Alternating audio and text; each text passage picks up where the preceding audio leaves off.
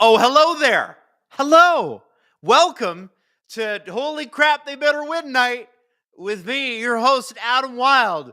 Because holy crap, they better win if they want to win this division, said Adam, hopefully, and also kind of terrified. Hey, listen, I do want to let you know that in the second intermission of this game, we, my friends, you and me, are going to have some fun, okay?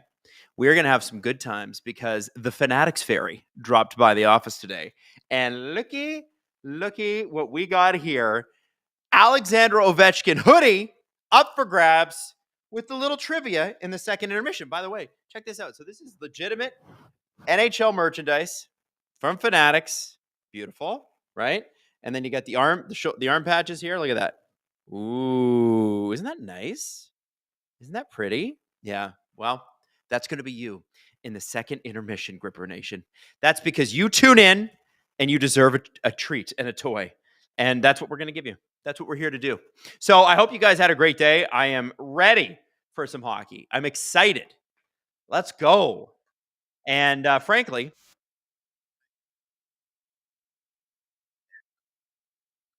uh, position to win the division at the moment. Like, listen, the Lightning are going to get the Leafs on the second half of a back-to-back, and then their next game is Friday, which is which is Detroit on the second half of a back-to-back after playing Florida.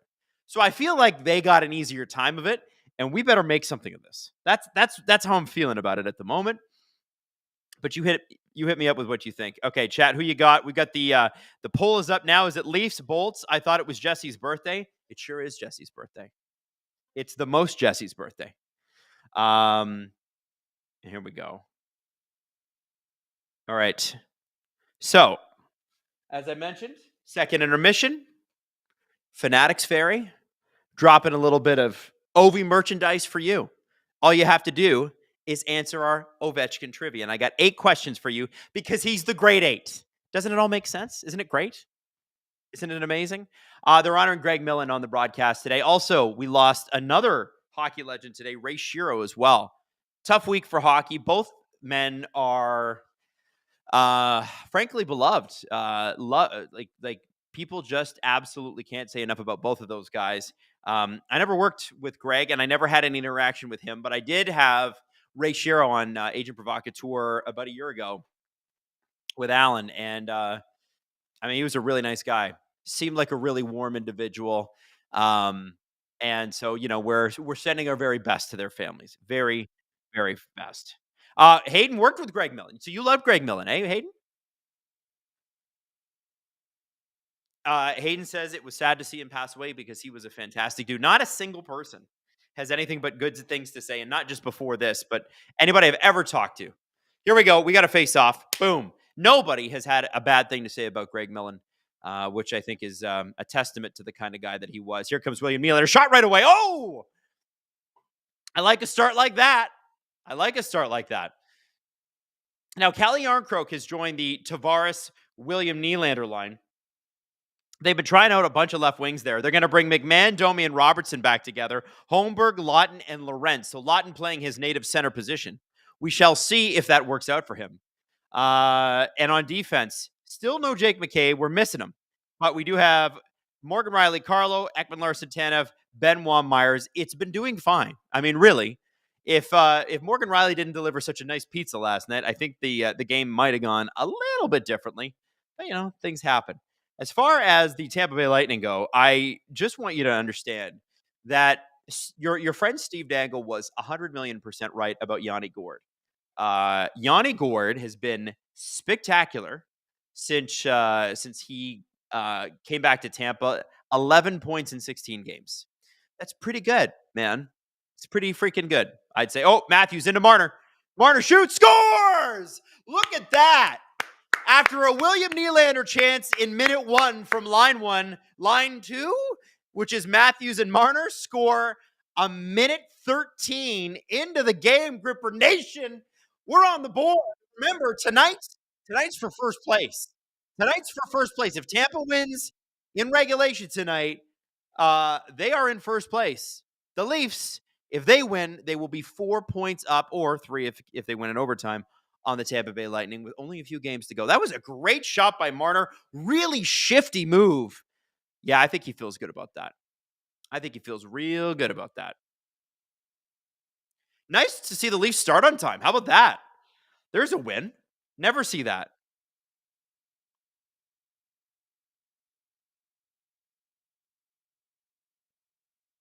Oh, Emo Jalapeno dropping 5 SDPN memberships. Thank you, Emo Jalapeno. Hayden, can you repeat that for me? Vasilevsky has an 886 in his last 5 games against Toronto. Oh my god. Oh my god. Well, I like that. I like that a lot. I think that's awesome. I'm just tweeting this out, everybody. Come hang out, kids. Boom. And then so, you know, I I know that we're supposed to be you get what you get, but you don't get upset about all of this in terms of who they're playing in the playoffs. But with the Leafs, you do sometimes feel like the one team that they have some confidence against, Tampa, is the team that they can't play. The teams that they play horribly, Ottawa and Florida, are the only teams they seem to be allowed to play. And it fills me with anxiety. And then I go, you know what? Um, Teams that are good beat good teams. And at a certain point, we either believe that this team is good or we just oh, here we go. Domi McMahon. Oh, Domi with a pass. Oh, what a save, Vasilevsky. I thought McMahon had one, and I think McMahon thought he had one. Vasilevsky just got a toe on it. Wait till you see the replay of that. Woohoo! That was a hell of a play by Max Domi.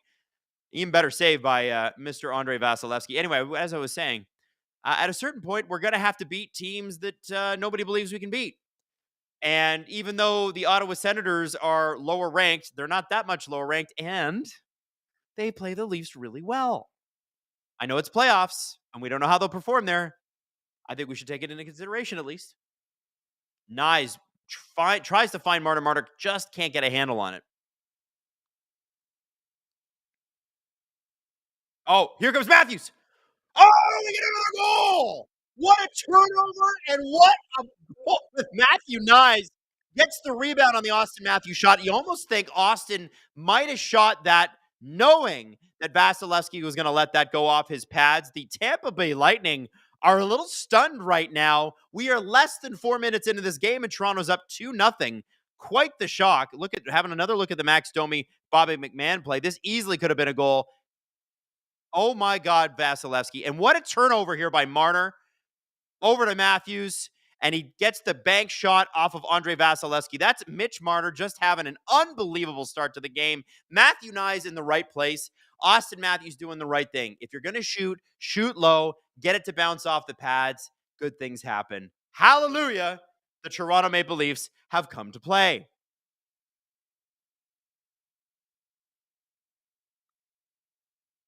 Matthew Nyes, this is his 14th career point in his 9th career game. John Tavares going to the box. Wow, this has been a high event game. Holy moly. What does he get the penalty for? Okay, I think Cirelli was falling and Tavares had one hand on his stick. I don't think that's a call in the playoffs, but whatever. Matthew Nyes lost his last chance to win the Frozen Four at Amalie Arena. Then he joined the Toronto Maple Leafs the next week. And then the week after, he was playing at Amalie Arena again with the Toronto Maple Leafs against the Tampa Bay Lightning in the 2023 first round win for the Toronto Maple Leafs.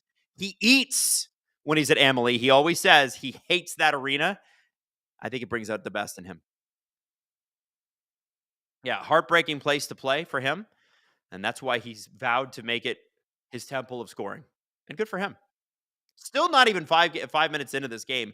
15:45 left in the first period.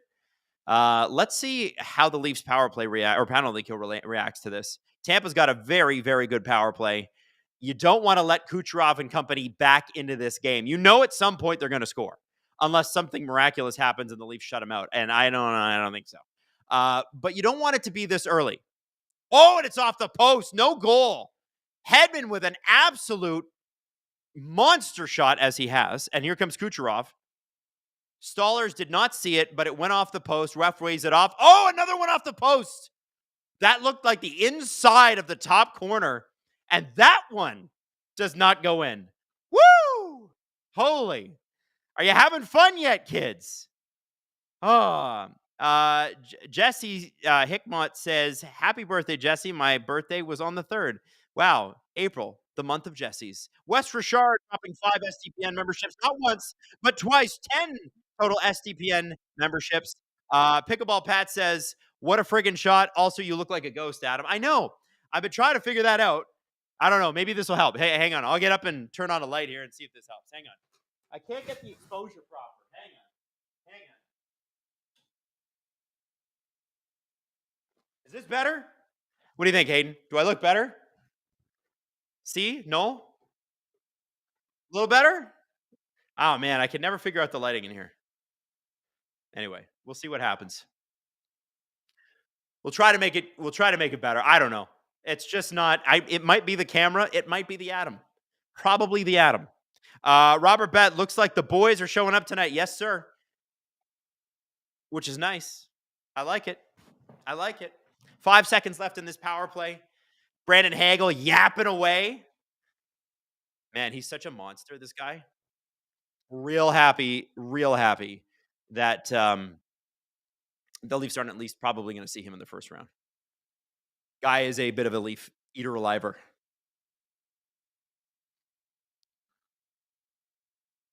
You know what's kind of cool too? I'm going to tell you about this time of year. It's awful nice to do one of these when it's still bright outside. That might be the problem. I'm letting in too much outdoor light.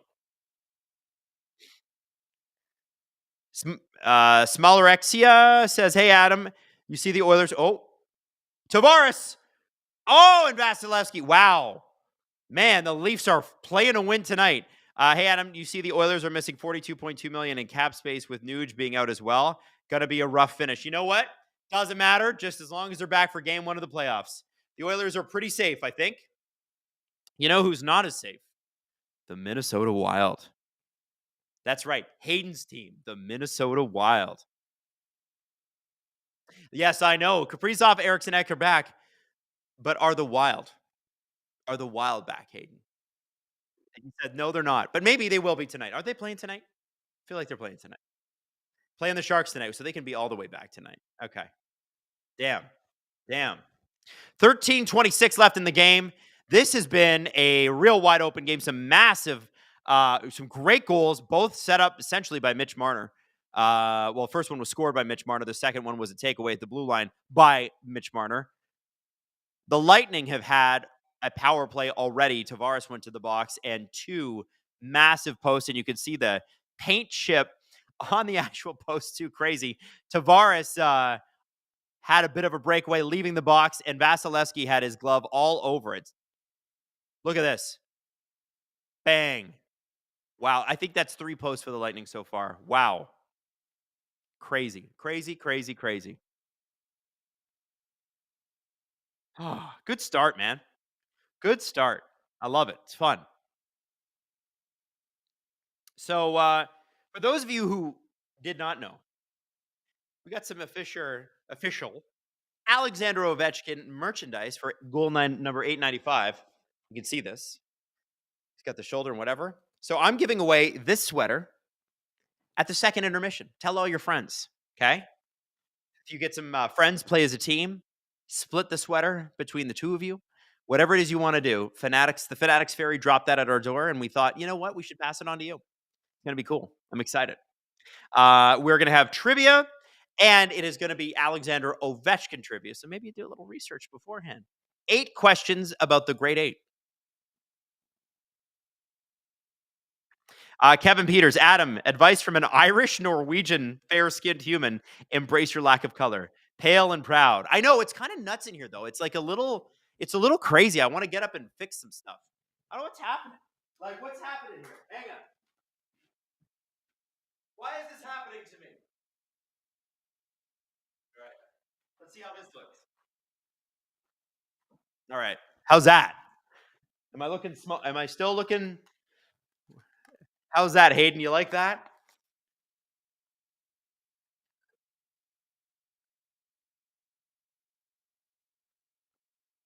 You think it's a light from this computer? Uh, yeah, I can't do much about it. Damn, damn. Well, yeah, it looks like crap. I don't know what to tell you. It's getting worse the more I play with it. So we're gonna have to figure this one out. I'll figure it out for the playoffs. Speaking of, playoffs start in 4 games after this one. Are we feeling excited yet? Are we pumped? Are we confident? Because I'm feeling a little like I'm feeling a little worried, feeling a little excited, feeling a little bit like we need to just get some solid games in before this thing. Oh my God, the Leafs are on fire right now. This is crazy. How about that first line? On fire.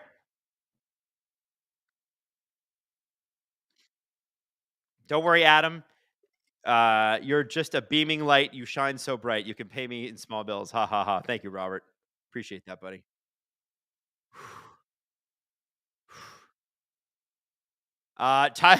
Tyson Barnett. My BetterHelp bill is high at the moment. Yeah, I know, man. It's crazy. It's the playoffs are on the horizon. You're like, could I enjoy this? Simply no. That's what it is, right? The only time I've found here's when you enjoy being an NHL fan when your team's on like the rise. You know, before that, kind of stinks because you're kind of looking at it like, oh man, when are we going to be good? And then after that, you're good, and then there's expectations, and everybody's all frustrated all the time. James Stemler, does the Fanatics Fairy take NHL teeth as payment? No, it takes NHL knowledge. Okay, NHL knowledge. Here we go. Ugh. Boy, the Leafs look like a completely different team than they did last night. And by the way, uh, I got to tell you, the Lightning don't look bad. It's just that the Leafs are like, you know what? We decided to skate tonight.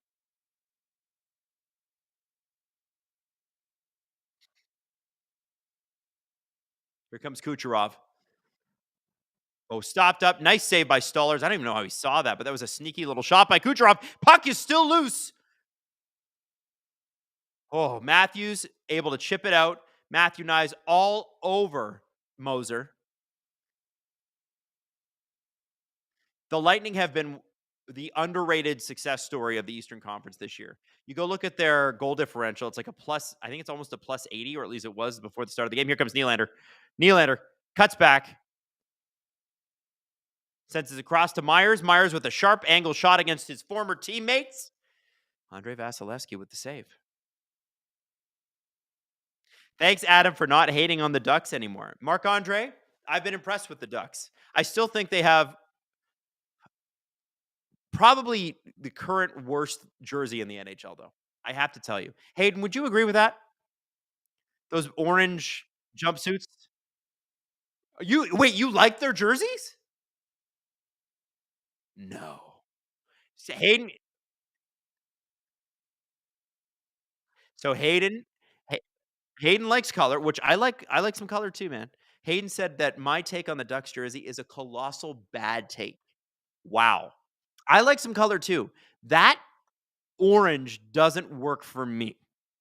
I feel like uh is it what is it? It's not that it's I wish they'd gone a little more burnt with it. Do you know what I'm saying? A little more 70s brownish orange. If it was papaya, like my favorite Formula 1 team, I would be down with it. Papaya is a good color. Taylor says, I don't know, but Adam's streams are always behind my feed and Steve's streams are always ahead. It's probably because Steve is watching at his house and I am watching on the internet at SDPN HQ. I think that's probably what it is. Those new orange ones, still best Dallas's all day. You know what? Dallas does have an ugly. That, man. Dallas had a great jersey and then they were like, nah, let's change it. And it's never been good.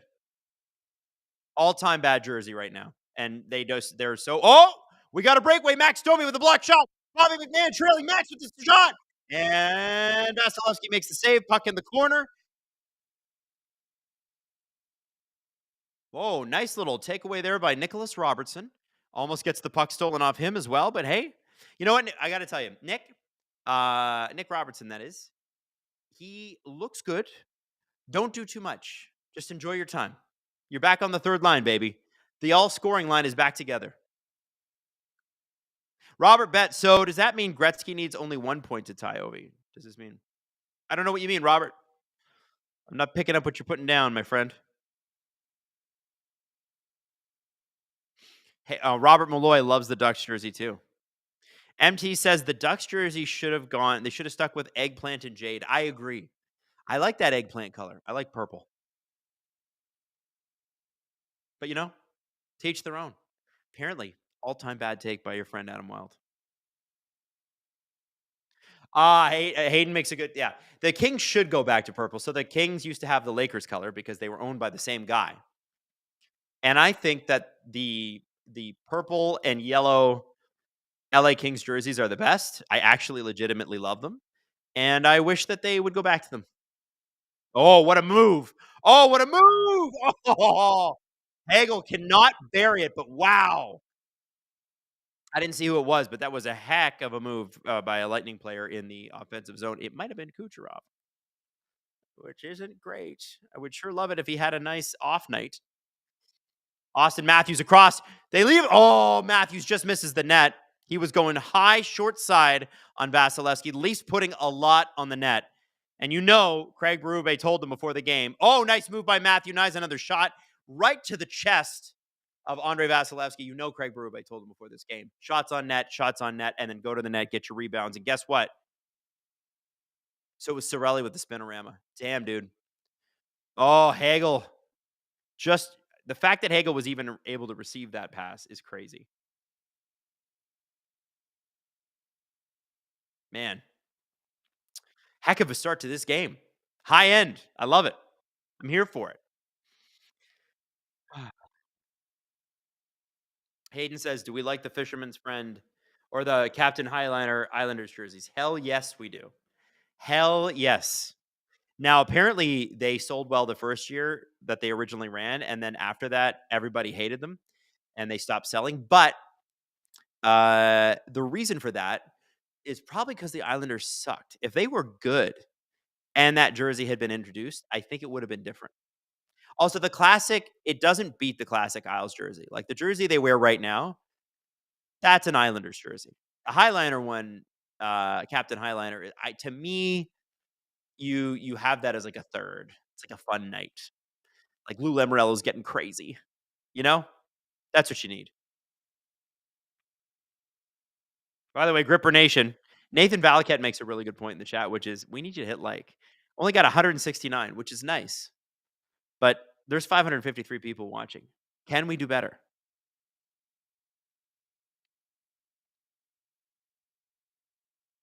Yanni Havisto, which team is more likely to be better next season before we know what their trades and signings are? San Jose or Anaheim?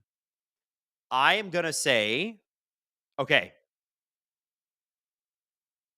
it should be San Jose, but I'll tell you why it's Anaheim.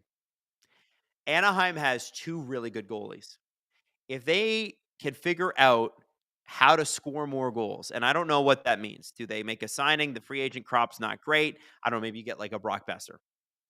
You need a lot more goals from that group, and they'll grow. And there's some young guys, and Cutter Gauthier, for instance, having a great year. That group needs to score. Once they start scoring, I think they're in the playoff race. Now, for the Sharks, I have concerns about their goaltending, and that is why I don't have any concerns about their ability to score. I think they need to augment their defense, and there's some good defense available. Ekblad, Gavrikov, that sort of thing. I think it's easier for the Sharks to get what they want than it is for the Ducks to get what they want. But the Ducks are better positioned because the team with better goaltending always has the edge in my eyes. Does that make sense? James Stemler, which era iteration of the Leafs logo is your favorite? This one. And I mean that I put this Leafs logo up against any of the Leafs logos. I thought the it's kind of crazy when you go and you look back to the era just before this one, and you realize like, oh wow, that was like a really plain and kind of ugly jersey. The one that they were wearing, like, in 98, 99, with the silver around it that said TML on the shoulder, that was a sexy jersey as well. The rounded numbers, that was really, like, my super young era of the Leafs with Cujo and, Sundin and Gary Roberts and stuff like that. Was a great jersey. I loved those jerseys. And immediately after that, they had those jerseys that didn't even have a bottom stripe on them. Ugly, ugly, ugly. I can't believe they put Matt Sundin in those. Oh, officially, McDavid will be back in the lineup for the Edmonton Oilers tonight. That's big. That is big. That's actually huge. Boy, it feels like the Leafs really saved their energy for this game, huh? It's like, yeah, we got to play Florida, but we're playing Tampa tomorrow, and we really need that one. I mean, they could have tried to beat Florida last night. They didn't try very hard, but they sure look like a hockey team tonight, which is nice. Here comes Leaf killer Nick Paul. And I'm not kidding. Nick Paul, Leaf killer. I can't stand that guy. I forgot Bjorkstrand came over too in that Seattle trade. That's a good low key pickup for the Shark or for the Sharks, the Lightning. Ugh, so annoying how intelligent their management is. Justin Fisher sends me the poll results. Are the Ducks jerseys good, bad, or whatever? All of wow, 154 of you voted, and team good 33%, team bad 33%, team whatever got 32%. So literally it's split three ways. Crazy. I don't know if we've ever had a poll like that. Three different answers, basically the same. I felt like more people would be passionate about that orange, but perhaps I'm wrong. It's crazy. West Richard, are we getting Saturday and Sunday streams this weekend? Still figuring that out. I'm not totally sure what we're going to do because we are going to be live in Peterborough at Shoeless Joe's. And so that does present an opportunity and a challenge. Because if the internet doesn't work and we've set up a stream, well, then you end up with a situation like we had in London where we promised to stream and couldn't deliver. So what we might end up doing is moving the stream till Sunday. Oh, here comes Lawton. Oh, nice move. Holmberg seems to be moving tonight. He's already at a scoring chance. Got that over to Lawton. That was nice. Lawton with another shot. Oh, no, that didn't go through anywhere. 15 minutes into this game, I'm impressed. Tiller says that's all-star Oliver Bjorkstrand to you. That's true. Kind of gives you a sense of where the Kraken are at, doesn't it? Listen, nothing against Oliver Bjorkstrand, but the Kraken really surprised me with how not great they were this year. Because it's essentially the same team from the year before, or from the team that took. Oh, we almost had a breakaway by Marner. Oh, essentially the same team that almost went or that went to the second round in 2023. I don't get it, but two kind of party years in a row. Say that again. Oh, Hayden says Eberle returned to earth, and that's true. That is true. Still, you look at that and you go, Jared McCann's there, and like, but they don't have Beniers is developing into a star, but like they don't have the high end, super duper talent yet. He'll get there. 4:33 in the first.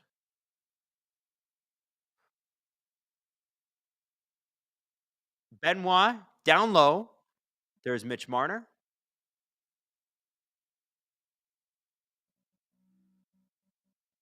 Nylander shooting. Oh man, Nylander's had a couple of good chances in the first period of this game. Love to see him going. By the way, I think the Leafs have only lost like 2 or 3 games when Nylander scores more than 1 goal this season. So if he could go ahead and do that, that'd be cool. Wow, Kucherov with a nice shot. 3:55 left in the first period. Puck, man, lots of great chances at both ends of the ice here. Wow. All right. Hayden wants me to clap for puck drop, so I will.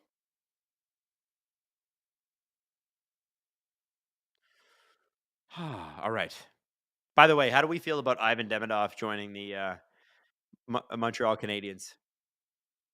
Could the Caps be in trouble? Jesse says, Jesse called them. He said the Caps are going down in five.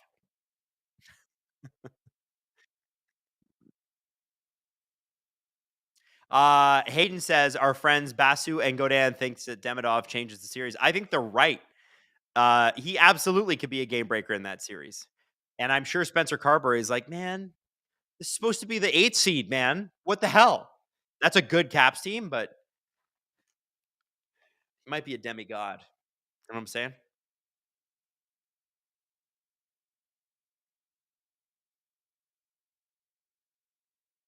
Nick Sutcliffe, Peterborough show. I'm skipping work to see everyone there. Yes, Nick.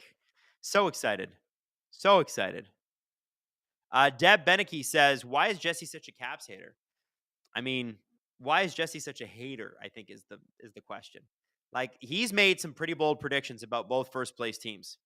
He's called Hellebuck hella fraud from game one, so before game one, and now he's saying Montreal Canadiens in 5 against the Caps. Let's see if that. We're gonna do our playoff previews next week. We shall see if Jesse actually believes that. We shall see. By the way, a little update of the standings here, and I'm gonna give you a clap for this playoffs thing. And we're going to do a little scoreboard check in as well because it really matters. But if the playoffs started today, the Leafs would be playing the Sens, Lightning Panthers, Caps, Montreal Canadiens, and Canes Devils. In the Western Conference, it would be Jets Wild, Blues Golden Knights, Stars Avalanche, and Kings Oilers. Check in with the scores in just a second. 354. I'm going to get a clap ready. Boom. There it is. Scott Lott loses the draw, but it's okay. Leafs get the possession. Not minding this fourth line tonight. Not minding it. By the way, the Flyers and Rangers in a nothing game of all nothing games, 0-0. Wylde and Sharks start in about 15 minutes. Blues and Oilers are playing tonight. McDavid back in the lineup, and the Flames need to beat the Ducks to make this potential wild card race interesting in the Western Conference. We'll see if they do it. Zane Parekh is making his NHL debut tonight of the Sudbury Wolves. He had 9 points in 5 games for Sudbury, and they still lost because he was most of that team. We'll see what he does in Calgary. All he has to do is hang. He doesn't have to be a star. He just has to hang. All right, here we go.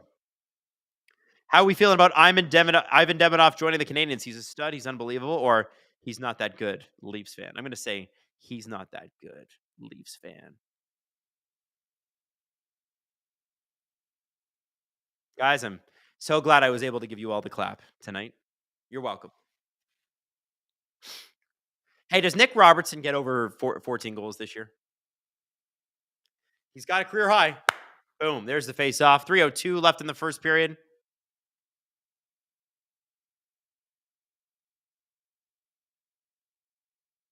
Richard Triunfo. Richard, I always say your last name wrong. Did you guys talk about the great Stars performance for 59 minutes last night on today's pod? I did bring it up, but I'm not going to wreck it for you. It is on the podcast. You can check it out. Robert Bett, nice to see Tampa give Ray Shero a moment of silence before the game. Did a lot for the Pens and Philly. Rest in peace, gone too young. Yeah, I think he was like 62. Poor guy.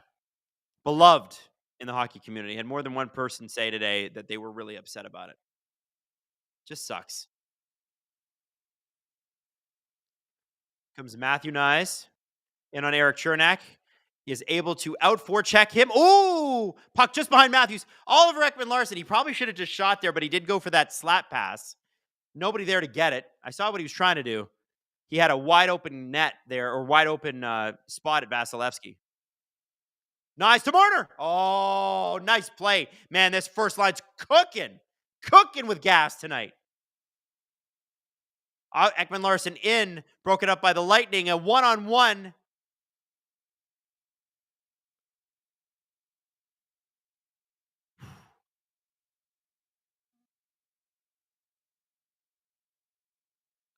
Marner up off the boards, out to Tavares. Oh, Tavares catches a little bit of shoulder heat there. Was that Lilleberg? I don't think Tavares saw that coming, but he was okay. His head was turned. A little high for my liking. Remember, playoffs start in 4 games. Let's not kill anyone. 1 minute, 11 seconds to go in the first period. It's a fast moving first. Not a lot of whistles, not a lot of tussling. Scores! And that is.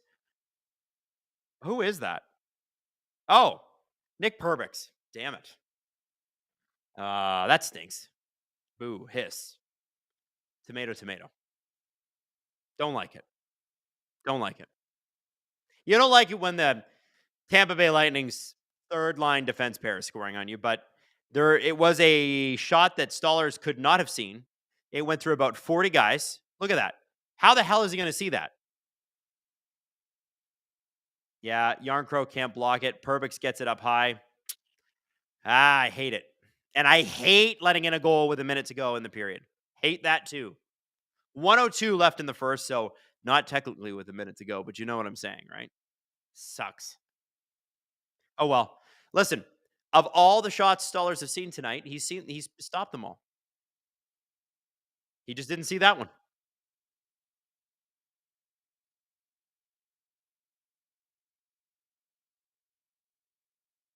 50 seconds to go.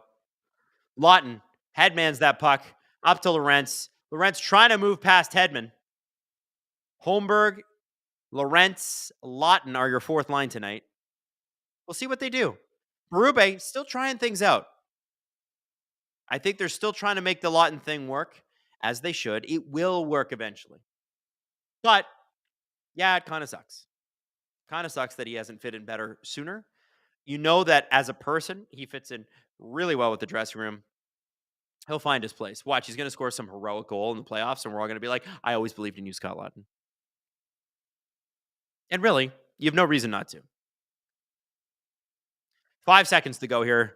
Point dumps the puck in. Stallers is going to play that off the boards. 1 second. And this period is over, kids.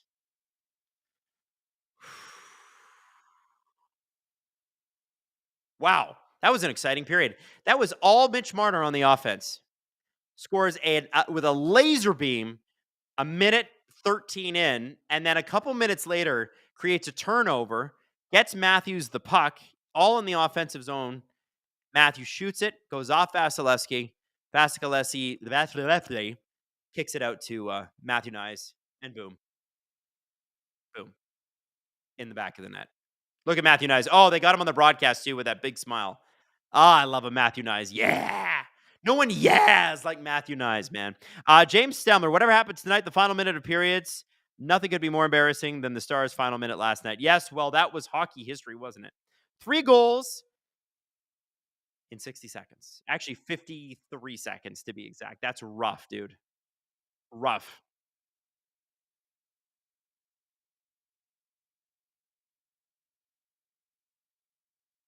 Woo. All right.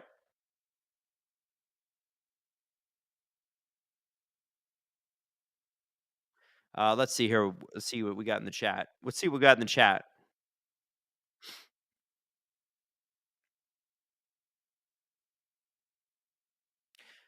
Zane Parekh is going to be great. This is from Tiller, but it'll be interesting to see him actually play with an NHL team. His highlights look like it'll be a different look for him. Well, I think too, like he's going to come in his first game, and if the coach is smart, you play him like 10 minutes max. Any more than that, you're exposing the kid. Just let him breathe. Let him learn. Now, this seems like a good time to promote to you that the Fanatics Fairy made a drop, and we are going to do a little Ovi trivia. Ovi trivia. Pass it to your friends. Tell them that we're doing this. We're giving away this sweater. Alexander Ovechkin, $8.59. You want to win this sweater. Oh, Hayden wants me to show the patches on the arm here. Hang on. Here we go. Here we go. Yeah, look at that. Look at that. Isn't that sexy? It's cool, right?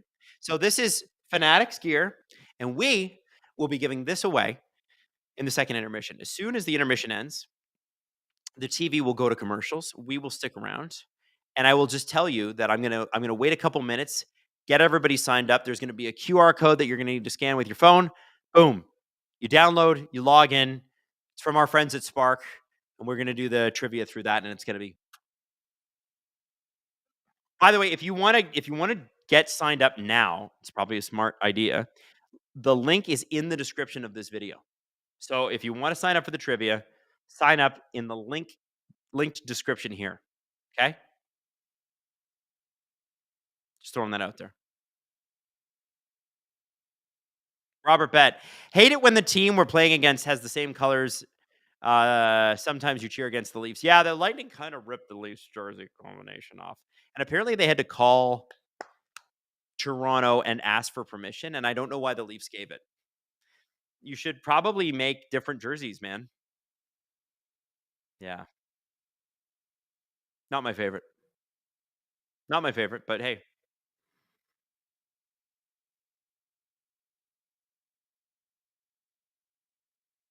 All right.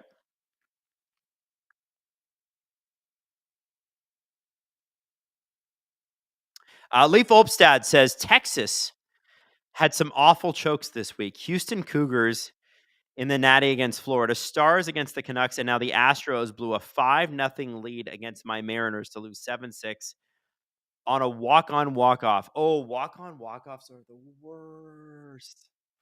Ugh. Walk-on walk-offs are hilarious in the playoffs, especially. Those are my favorite. When that happens, that's a funny day, as long as it doesn't happen to the Blue Jays. Mark Andre says some team in blue has to raise the cup. It's true. Nick Sutcliffe, Toronto should switch to black and blue jerseys. What, like Utah and Tampa and Vancouver and Seattle, and who else has black and blue jerseys? Enough with the black and blue. Oh, Toronto does have black and blue jerseys generally. You know, the Justin Bieber thing. Although I heard a rumor that there could be, and this is just between you and me, a new third jersey next year. Heard a rumor. You don't have to tell anyone. Heard a rumor. Hey, Hayden, what clip are we doing for the intermission here? Oh, I love this. Okay, so this is how long? 10:29. Okay, guys, we're going to show you, oh, wow. Now, we haven't done this in a couple of weeks because in the playoffs for the OHL, you get a lot of sweeps very quickly. So you're going to see the best of the OHL. These are playoff plays. Some of the best you're going to see. Hosted by your good friend, I don't know, some guy you've never heard of, Steve Dangle. Check it out, and I'll be back for the start of the second. Oh, you thought I forgot about you. Ladies and gentlemen, welcome to another edition of Oh Wow here on the STPN YouTube channel, where we take a look at the best from around the Ontario Hockey League, usually over the past week, but it's been a little more than a week, hasn't it? Well, the reason for that is we're doing a video on the top plays from the entire first round of the OHL playoffs. Who should we start with? I have an idea. How about Kashawn Aitchison of the Barrie Colts? Cross the paths there with Riley Patterson. Here's Aitchison up the middle. Doesn't take the shot. Now he will, and he scores! Kashawn Aitchison finds the back of the net. And the Barrie Colts are now up 2-0. Well, Niagara started to press. Oh, wow. That's quite the snipe. Aitchison had 26 goals in 64 games in total this season, and you might be like, hey, for a draft-eligible forward, that's pretty good. Then you find out he plays D. Yeah, no, he's pretty good. That was Aitchison's only goal in the Barrie Colts series against the Niagara Ice Dogs, but he was a +6 in 5 games as Barrie beat Niagara. Kashawn Aitchison, remember the name. Maybe you don't even have to, because I'm sure he'll remind you. Oh, wow. This next one is complicated. You got to keep up. Ilya Protas of the Windsor Spitfires. We've talked about him a bunch. On this play, he breaks his stick, blocks his shot, gets a new stick, and scores. As the Spitfire defenseman lost his stick, Protas gave him his. Now Protas goes to the bench. Here's Morneau coming across the line. Drop pass to Greentree. Greentree stops. Swings off the boards. It's a shot. Go see. Rebound. They score. Protas in front of the net with a juicy rebound. It's 2-1 Windsor.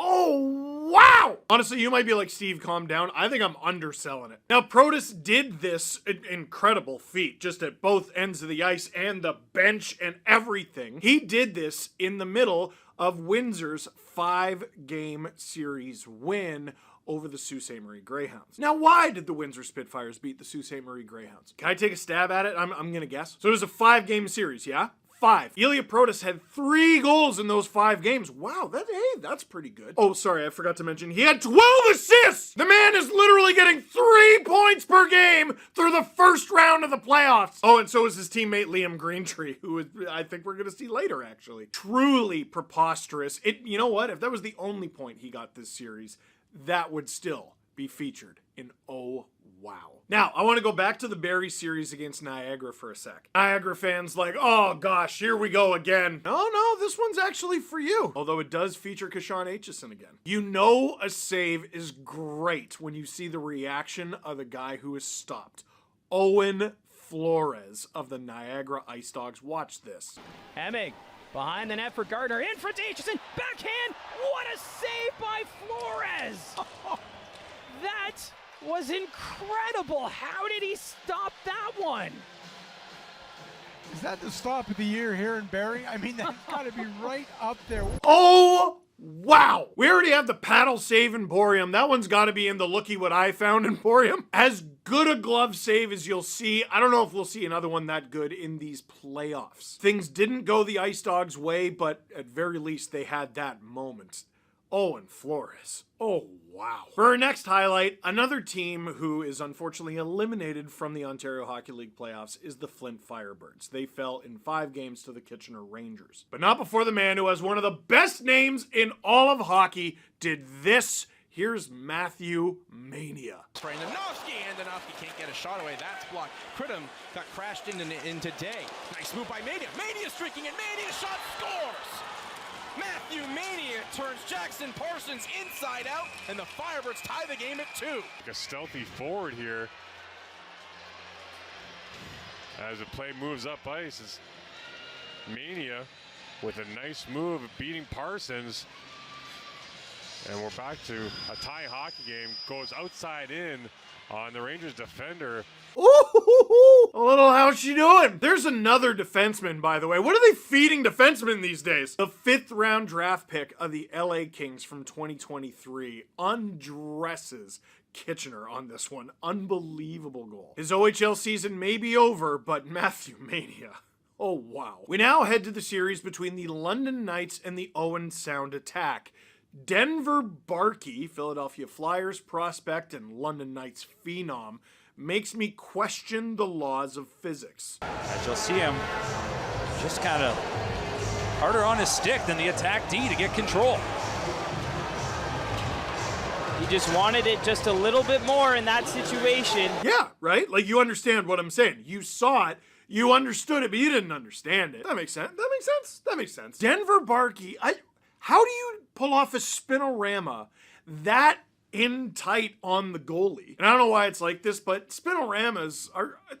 Is it just me, or are they always on the backhand? I didn't know you were allowed to do it like that. Are you allowed to do it like that? Did they call it back? You can't? Oh, okay. Usually you see someone spin like that on the forehand, it's on the wraparound or something. This is in front of the net wraparound? Like what? Denver Barkey, 5 goals, 7 assists for 12 points in 4 OHL playoff games this season. That brings him up to 65 career OHL playoff points in just 47 career OHL playoff games. Denver Barkey playing for keeps.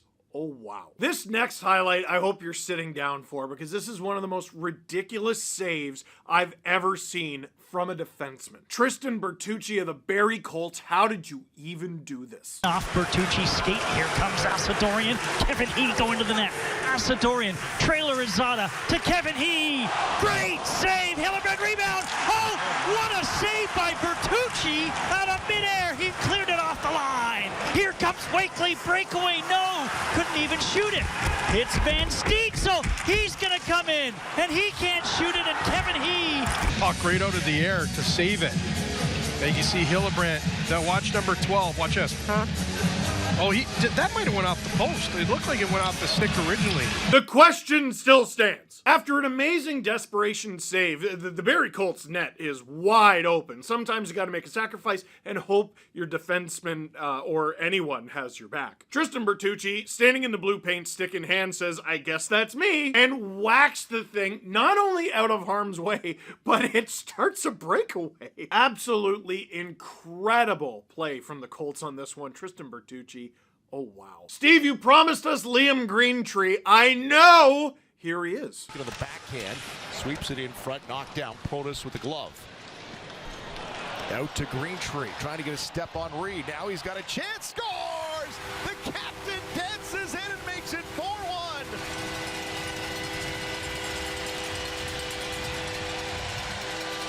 I was just going to say it's not often that this big line is disconnected on a 2-on-1 play.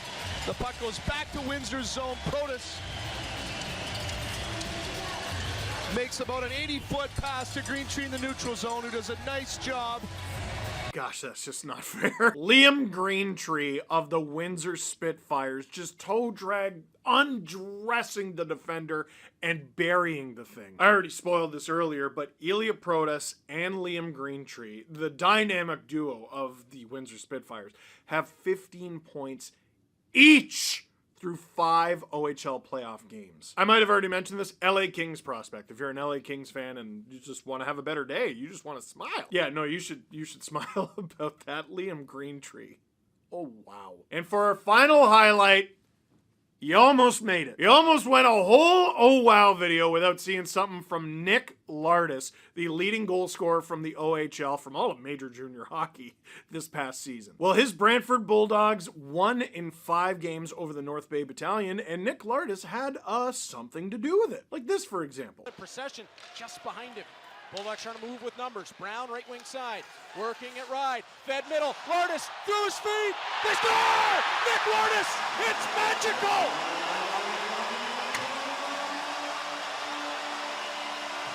The most goals in the Canadian Hockey League, and he's found another way to hit the back of the net.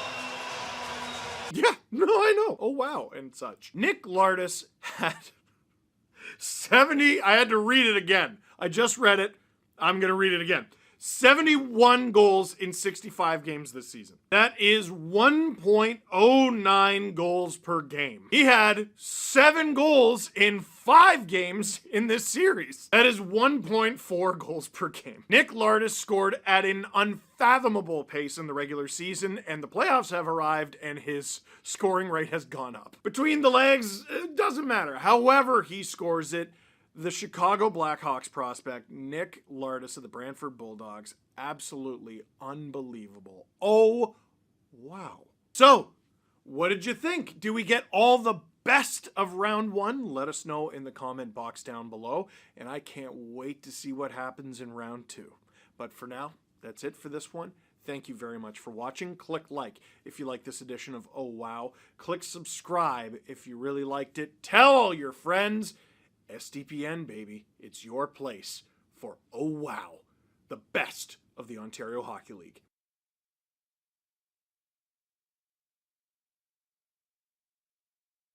Hi, we're back, and only a period away from giving away a little Fanatics gear. Fanatics Fairy has dropped a little gifty poo. You're gonna have to sign up for Spark Trivia. By the way, we've got it in the description of this video. So if you click more underneath people watch, you can link a trivia. The app is spark.fun. Boom. Check out the shoulder or the arm patch. There you go. Boom. Boom. Ovi 895. You're gonna have 8 questions. 8 Ovi questions. Because he's the great 8. And that's what you need in your life.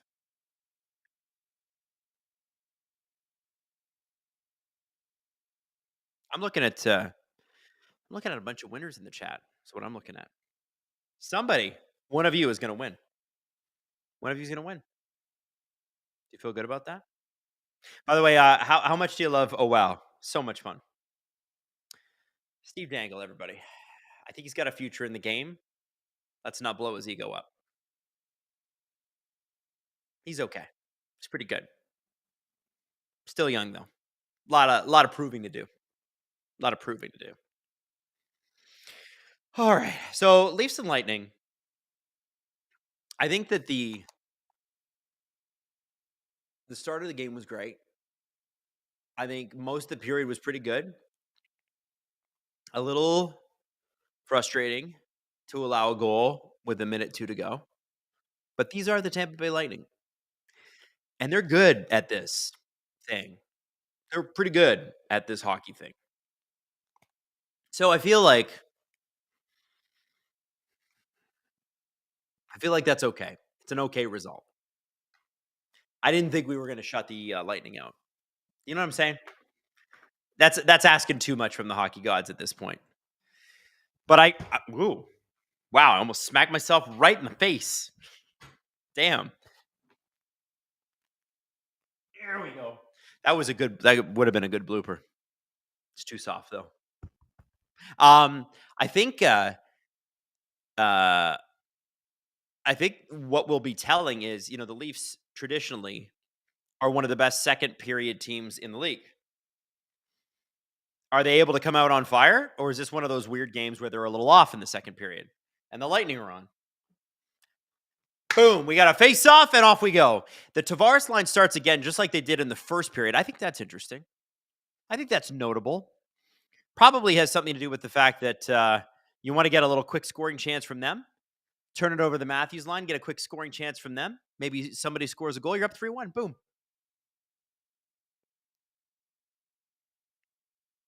Also, I think it's interesting that it's Nylander, Yarncroke, Tavares against Kucherov. I wonder if that's why Yarncroke's on that line. It's like, you know what, Callie, we're going to need you to be Mr. Defense tonight. Oh, Hedman with a shot. That kind of got a little bumbled around by Stollers, but he's okay. He's good. Point, catches it. Oh, Nylander takes it off point and then gives it right back to point. At the point. 19:08 left in the second period. Oh, Hayden, was he playing tonight at all? Jake Gensel is awaiting the birth of his son tonight. So we wish him and his family the best with that. What an exciting night. That's so cool. I will never forget that night. I don't think any parent does. Oh, Sorelli almost had one on Stollers. As much as he's on the enemy Lightning, I can get soft about something like that. 18:32. We're 90 seconds into the second period, kids. Lightning have the Leafs pinned a little bit here. Matthews Marner line out there. They've already been out there for most of what their shift's going to be. So probably we're looking at a change here unless they're going to get a late scoring chance. Oh, across the line they come. Shot against the net. And they're going to change. Who will they throw out next? It's the fourth line. Scott Lawton is on the fourth line. He's centering Pontus Holmberg and Steven Lorentz. And Holmberg has got some energy in those legs tonight. He's looked really good. Lorentz always looks like he was shot out of a cannon. Scott Lawton still finding his place in the lineup, but happy for him. Need him to be playing center, right? We need him to be playing center. That's what he was acquired to do. There's Lawton with the turnover. Holmberg with the puck. Plays it over. Oliver Ekman-Larsson with a shot. And Vasilevsky makes the save. Not bad as Steven Lorentz was thrown into the net by Nick Perbix. 17:27 left in the second period. Man, Kucherov's annoying. It's annoying how freaking good he is. Outside MVP candidate again this year. I don't know if he gets it, but like we're talking about Kucherov now. You're starting to hear whispers of one of the best players of the generation. No question, right? Like at what point are we going to start talking about Kucherov in terms of where he is in the top 20 all time? We got to be having that conversation pretty soon, right? He's got 12 points to go before he hits 1,000 in his career. I mean, we're having that conversation soon. As much as I hate it. And he's also psychotic. Have we mentioned that? He's completely psychotic. Red Mist, loses mind, dangerous guy. Like you think of Genny Malkin in his prime would whack you. Kucherov would literally swing and take your head off if he's pissed.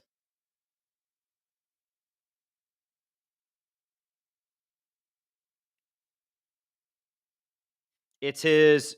Oh, is it his fourth or his third straight? Really?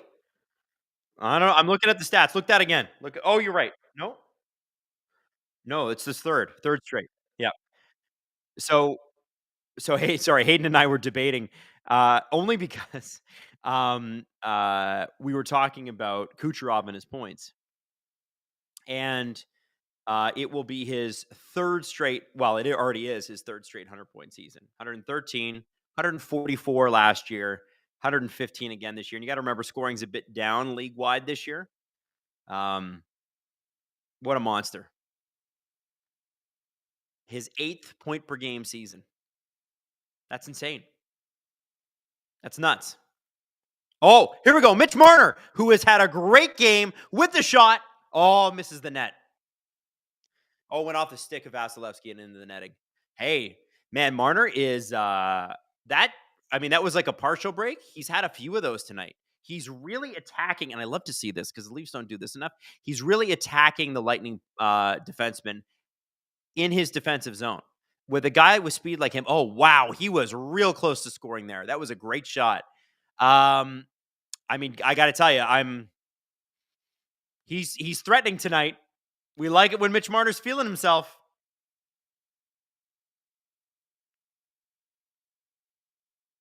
Oh.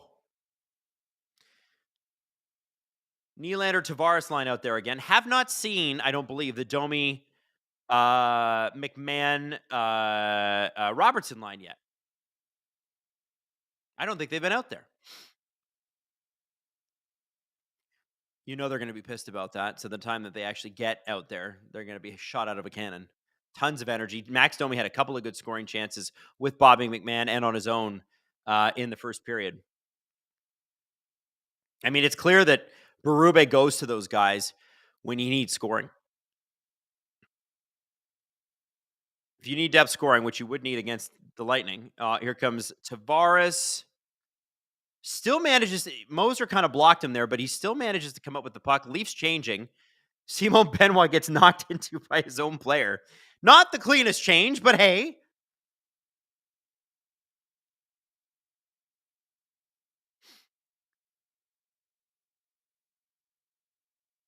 $15:02 left in the second period.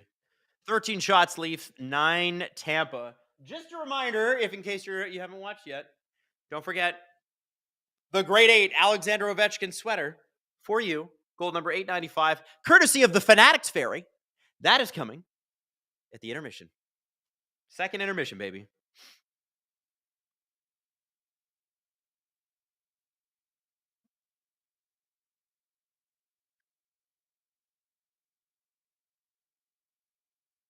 Dylan F. Adam, I formally submitted my application for Gripper Nation. What are my chances of acceptance? They are high, my friend. Oh, I'll explain the qualifications in just a second. Stoller's made a great save there. Here comes the Lawton line. Still have not seen the Domi McMahon line. Am I crazy? I have not seen those guys. Are they benched? Like, what's going on? Kucherov with a shot. Of all the guys to score for the Lightning, it was Nick Perbix earlier. Was a crazy shot through a lot of traffic, but yeah, every shot that Anthony Stolarz has seen tonight, he stopped.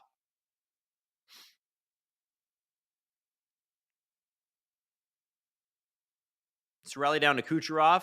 Lawton on him. Kucherov goes around Lawton. Lawton looks exhausted out there. What's going on? I think this line's been a little pinned for a while, and their legs are just burning. You can see it. They can barely move, and the Lightning know it, and they're going to press again. The Leafs flipped it out to center ice and just cannot get it out of their zone. You're looking at Holmberg; he is just exhausted, trying to forecheck that puck in, But you know he doesn't have much gas, and he's going to turn around and go back to the bench. Who is out there now for the Leafs? It is Bobbert, McBobbert, Maximum Domi, and Nicholas Robertson. Nicky Bobby.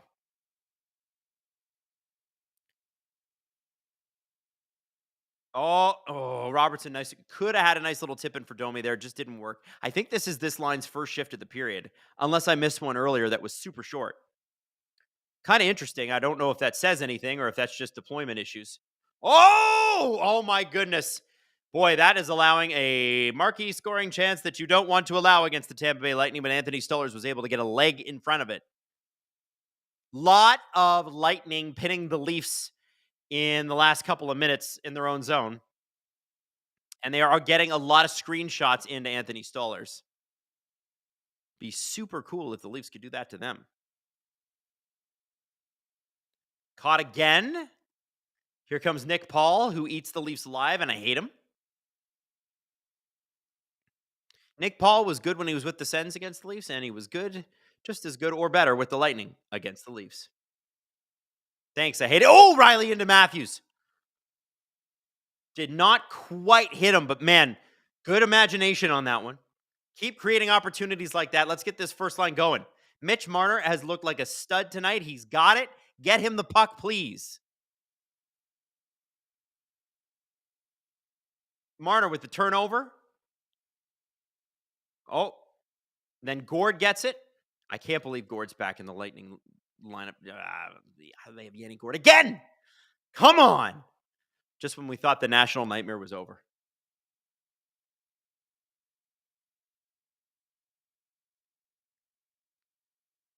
$11:43 left in the second period.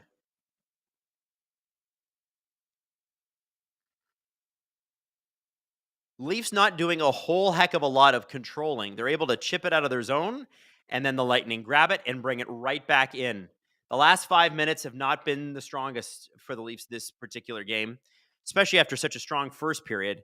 Nylander over to Benoit, shoots, and Vasilevsky has to cover. That's a nice old-school slap shot by Mr. Simon Benoit, and I think he had the right idea. If that goes off a pad, there's a big, fat, juicy rebound there. That's exactly the kind of play you want to make.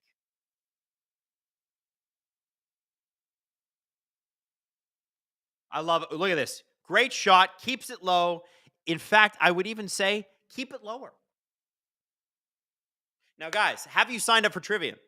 I know I keep beating this drum. Boom, boom, boom. But, see, they're mentioning the Great Chase. I'm just telling you, the Fanatics Fairy has dropped this, and I want you to win it. So, if you go to the description here, sign up for the Spark app, get yourself ready, because we're going to do a little trivia. A little Great 8 trivia for a beautiful sweater.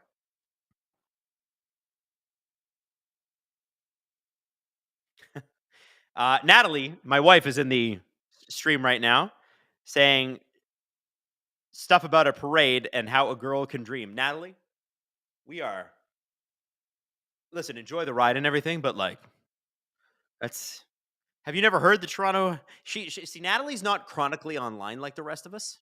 She's not on Twitter. She's not on Instagram. So she doesn't see how many people make the Leafs playing the parade joke every day. And here you are, a Leaf fan, earnestly talking about planning a parade. We got to ixnay on the parade say. All right? All right? I'm just saying. We can't always be the stereotype. All right, now. Looks like Marc-Andre Fleury is on the ice with his kids for the national anthem. This could be his last start in Minnesota in the regular season. That's pretty cool. And apparently, he and his wife were building a retirement home in Vegas that they were going to move to. And they built it. And then they said, you know what? We're going to sell it, and we're going to stay here. So they're living in Minneapolis, St. Paul. They had the chance to get away from winter and said, nah, we want to stay. We want to be here when it's cold. Apparently, Minneapolis, St. Paul is stunning. Like, it's apparently just a gorgeous place to live. But if you have the opportunity to never see winter again, are you taking it? Marc-Andre Fleury had that chance. He did not take it.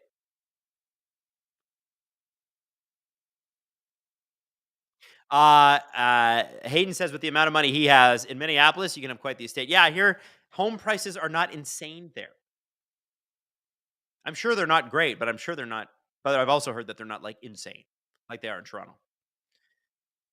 You can't get much in Toronto for anything, even now. Oh, McDonough with the shot, Stollers with the save, and we got a little bit of pushing and shoving. Bjorkstrand in there. Bjorkstrand's name's so long, it almost doesn't fit shoulder to shoulder. Have to make the font smaller. Andrew says, I would absolutely avoid winter for the rest of my life, but not in the U.S. Daniel Hamilton says, I'll be moving to Britain one day, so eventually it'll be years between real winters. That's cool. I love Britain. It's beautiful. For me, I'd like to do like south of France, where it's warm and there's beaches and there's really cool cars. Man can dream. But I'd always have to have a place here. Toronto's home, man. It is. It'd be the tiniest little place. Hayden asks, how are the regional blackouts in the south of France? You know what, Hayden? Probably nada. It's probably one of those deals. I don't know what watching the NHL in France is like, but it's probably like watching it in Czech Republic where you can watch it on a gambling app. All you have to do is make like a €1 bet. That is a legitimate thing, by the way, in other countries. It's like, oh, you want to watch any hockey game in the world? Pay us €1 on a bet and you can watch. So imagine basically your entire season, you can watch any game you want, cost you $82. 82 games, $82. Man, if you have like top premium packages in Canada, it's like $40 a month. Sweet deal.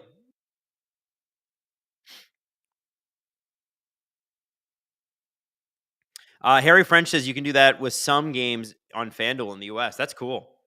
I don't think that any of those iGaming apps in Canada have like hockey rights or anything like that. I guess they're too valuable. James Stemler, at this rate, we could throw a mini parade for the conference final appearance. No, we can't. They did do that, by the way, in 1992-93. The Leafs made the conference final, and they were such a hit, even though they lost to Gretzky, that they threw a parade anyway.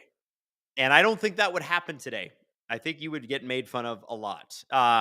Justin says, Adam, let's move to Barbados and be beach bums. Oh, Justin is speaking my language. Justin and I both have an undying love for Barbados, where every beach is public. Fun fact. There are no private beaches there. Robert Bet, I was 11 months old the last time the Leafs won a cup, so I don't remember much. I hope they do so before I die. I know. Sedin Magic 15, I've been to the south of France. It's just gorgeous. There are a lot of vineyards if you're a wine guy. Funnily enough, I am not a wine guy, but my wife is a wine gal. She's cultured and cool, and I'm more of a barbarian. Wine, weirdly enough, turns my stomach inside out. I wish I like every time somebody offers me a glass of wine, I'm like, no. I don't want to go to Heartburn City. And that sucks because wine's very good. But I have a sip of it and that's it. That's all I can do. Trivia waiting room is now officially open. So make sure that you click on that Spark app. It's in the description. app.spark.fun. Get signed up. Get into the room. Get excited because kids, at the end of this period, we're going to play a little Alexander Ovechkin trivia for this lovely sweater. Mason Zickman, Adam, how hyped are you for Andor? Mason.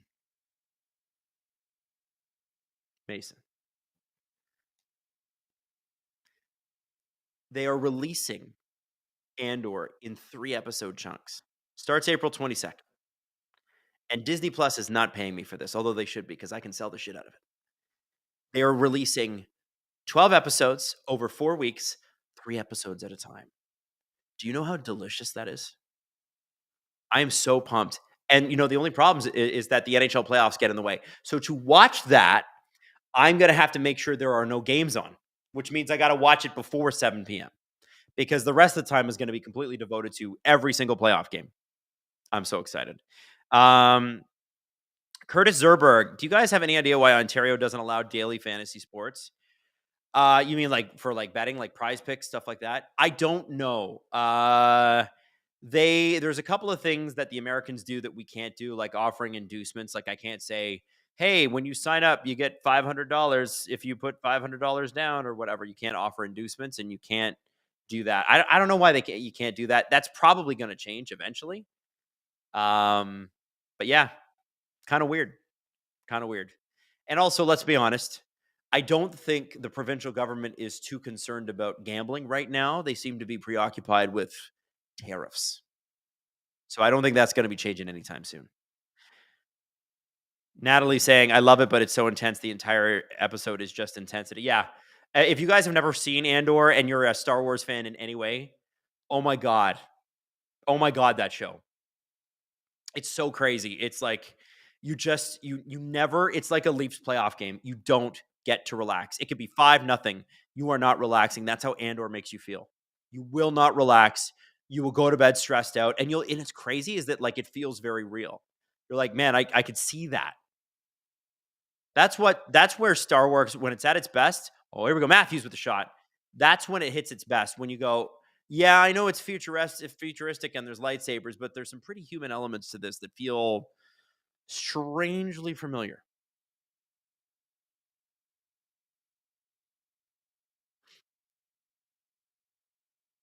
$8:20 left in the second period. I don't know if you guys just heard it on the broadcast, but Morgan Rielly has 8 block shots tonight. Just tonight. I think Chris Tanev is rubbing off on everybody.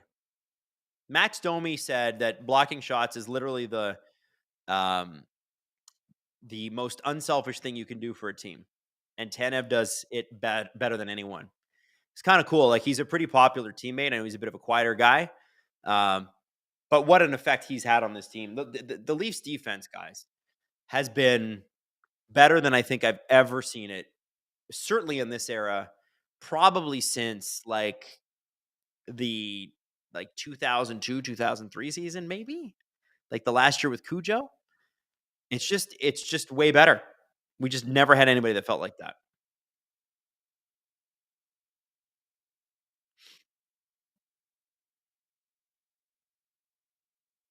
Kevin Sloan, are you announcing the game? Sometimes, Kevin.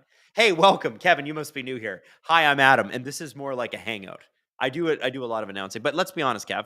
Do you really want me to talk a lot about the Leafs and the Lightning and all the play in the neutral zone, or do we want to talk a little Star Wars, and then when things get exciting, then I'll do the announcing? Leafs are offside, by the way. Bobby McMahon line not getting a lot of ice time in this second period. Leafs and Lightning kind of fighting to a standstill here, which is kind of nice, actually, because it was a little stressful in that first period. Everybody welcome Kevin in. Kevin, we're going to have a good time. I want you to imagine that it's part me announcing the game, part everybody hanging out in my basement. Imagine I'm a rich man, super rich, and I'm smoking my cigarettes, and I have a gigantic basement full of 586 people. Welcome.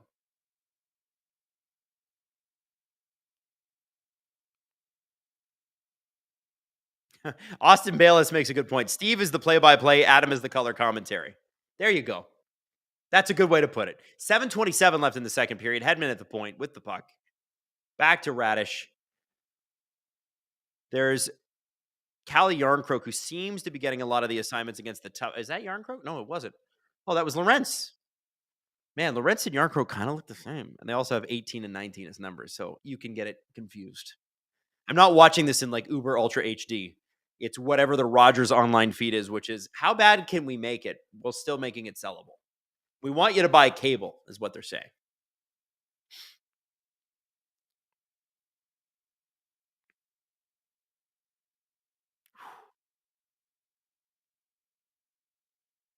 Ben says, we're in your basement, Adam, and there's no way out.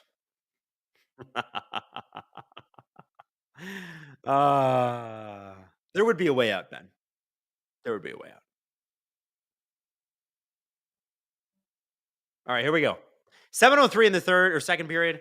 Out to the point. Leafs win the draw. Philip Myers kind of floats one in. Nick Robertson, who, by the way, led the team. This is an interesting stat. Nick Robertson last night led the team in forechecking retrievals, meaning every time they dumped the puck in, the person that retrieved the puck the most was Nick Robertson, which is great for Nick, but bad when you consider the team that the Leafs ice, which includes Matthews, Marner, and Nylander. Those are the guys you want to lead in retrievals, and they did not. Matthews and Nylander did not have a scoring chance last night until the third period. Not one. They've had a lot today. They've been real good. Oh, Nylander tries to feed one into Tavares. Tavares has been all over it, low key tonight. Very physically engaged.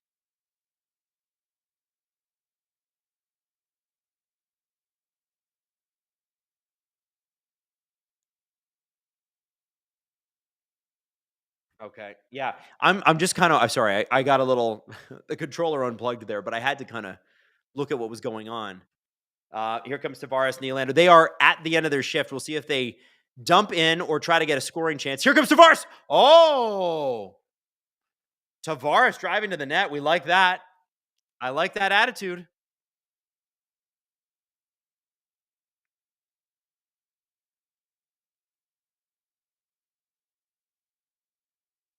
Prophet asked me, Adam, have you decided which Western team you're going to follow this year?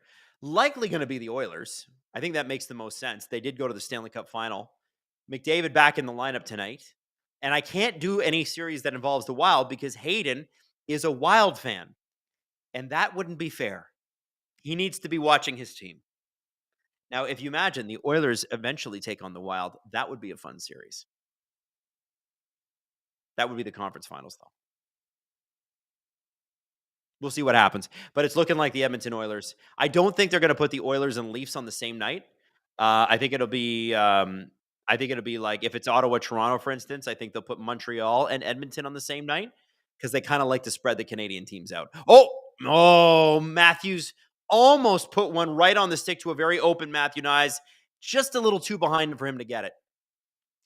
Passing's been a little in front of, and two behind players in this period. Like the Leafs have had opportunities, but it just kind of at the last second going to the wrong place. Here come the Lightning. Kucherov played perfectly by Benoit there. Good for Benny. That's got to feel good. He read that perfectly. Took the body, got in front of the shot, took it off the ankle, and it doesn't look like it hurt him that much. Lorentz creates a turnover in the Lightning zone. Holmberg, who had some real juice in his legs in the first period, a little quieter in the second. To be honest, though, I think that line had like a 2-minute shift because they got pinned. Here comes Yanni Gourde all alone, and Tanev is able to poke check that away. And that's why you signed Chris Tanev until he's 42. Literally, his contract expires when he's 42. Doesn't matter. He's Chris Tanev. You must get this player. And they did. Brad understood the assignment. You got to think that Sheldon Keefe looks at this team and goes, man, you gave me like 7 games of John Klingberg, and now Berube gets freaking Tanev and OEL and Brandon Carlo. Are you kidding me? A little bit different this year, right? It'll be nice to have Jake McCabe back this weekend, too. He is skating, which is cool, but was not going to him and David Compher skating. Both of them were never going to play in this series. This Florida series, back-to-back games. But I think they'll play back-to-back this weekend, which will be great. Because the Leafs have a double back-to-back this week. Talk about terrible scheduling, eh? Just brutal. Like, hey, it's the end of the season. We know you're exhausted, so why don't we give you 2 back-to-backs with travel? Ha, you losers. Pickleball Pat needs a serious time check. Pickleball Pat, I don't know how serious I can be about it, but 2:42 left in these, 2:41 left in the second period, and I will give you a clap. I will give you a clap. 6:01. That's the amount of people in the chat. Probably you want to win this, right? The Fanatics Ferry has dropped this by, along with these. This is the Alexander Ovechkin Most goals in NHL history, official sweater. And there are less than 40 people in the queue for the trivia. Guys, a lot of opportunity. 1 in 40 shot at the moment. I would sign up. If you want to sign up. Oh, hey, by the way, second and third place in trivia tonight. Get t-shirts as well. Now, if you've ever played that pre-movie trivia at your local cinema, the faster you answer correctly, the more points you get. So if you know the answer, like, hey, when did Alexander Ovechkin score his 890? What doesn't matter. What country is Alexander Ovechkin from? Right, and it gives you 4 different countries. If you answer the right country, I don't even know if that's a question. If you answer the right country first, you get the most points. So the longer it takes you, the more you get docked, even if you get the answer right.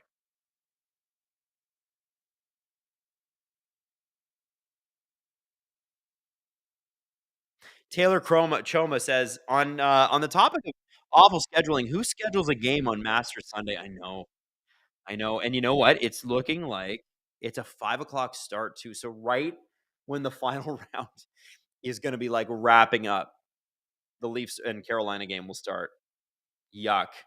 And the Leafs are going to see Ivan Davidoff for like up close and personal. We're going to know what this guy can do. I'm kind of excited about it in a sick, perverted way.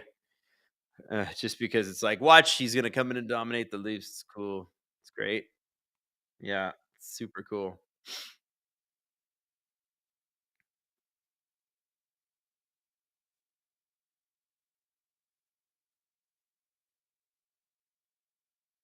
Nathan Valaket, Master what? Masters, Nathan.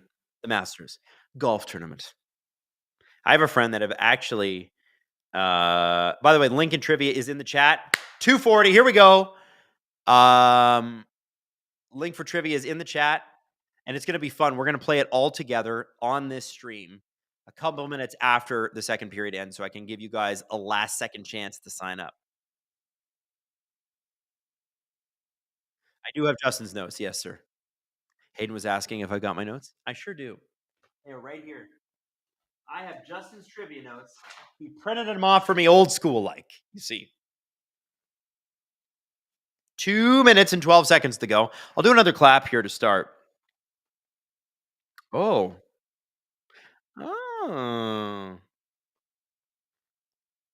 Got some good questions.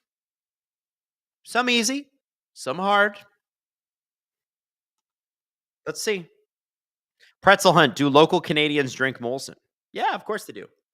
They drink other beers too, but Molson, it's a pretty big beer here. All right, here we go. Coors Light as well. Coors is big. Here we go. And clap. Face-off time.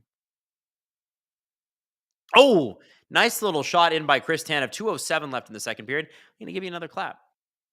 Natalie says, make it a serious clap. You make it a serious clap. We don't do serious here.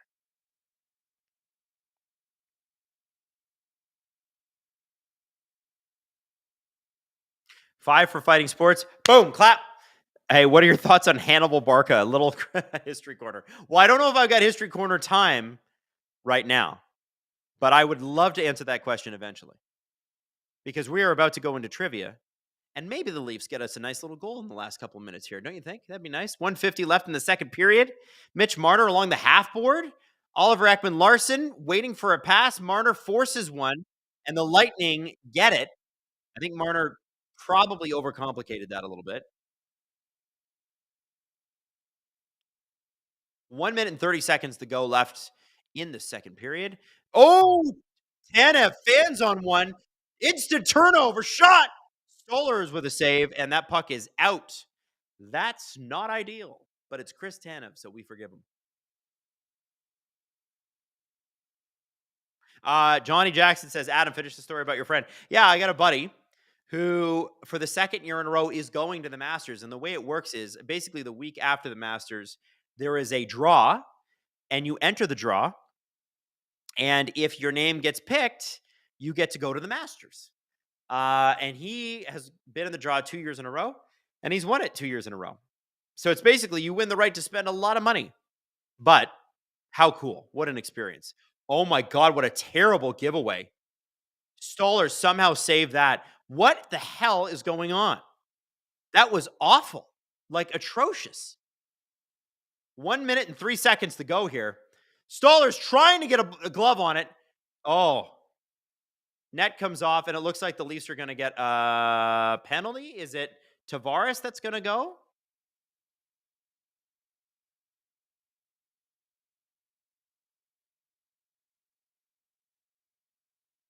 Wow. Yeah, so Tavares, this is what happens when you do stupid Now, it was a bouncing puck. But you see, it's crazy. Tanev fanning on that puck led to that face-off. It led to this play, and it has now led to the Leafs being shorthanded. It's hockey literally is the butterfly effect, if you've ever seen that movie with Ashton Kutcher. I don't know that Tavares should get a penalty for this. I think that's kind of, oh, it's Lawton to get the penalty. Okay. Not ideal, guys. Not ideal. Hayden says Tampa's played a perfect game, apparently. No penalties against them. That's right. And you know what, though? That's good for the Leafs.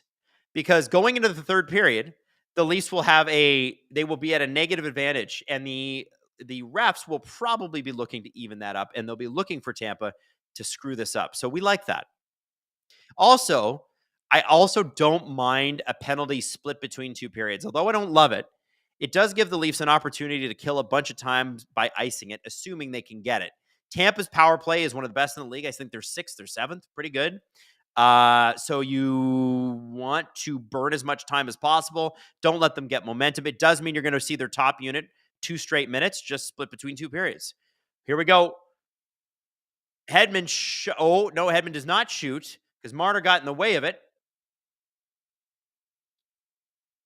And Marner is able to get that puck out. Oh, baby, that was close. I froze. I was paralyzed in fear, guys. Paralyzed in fear. By the way, don't forget, in 10 seconds, the period will be over and we will be triviaing. 5 seconds to go. Ugh. Hedman with a shot, last minute. And Stoller's able to get that to the side. Oh. Okay. Kids, it's time for trivia. Now, the way this is going to work, and we're going to do this a lot more now. I'm so excited to be doing this. You guys see my sexy screen there? If you want to join, all you need is the QR code, or you can sign up from the link in the description right now. It's trivia time, kids. And it's going to be Alexander Ovechkin trivia. Okay? And also, by the way, if you're second or third, you are going to get, and this is what's so cool, you're going to get a Ovechkin t-shirt, which I love. And I'm just going to zoom in here.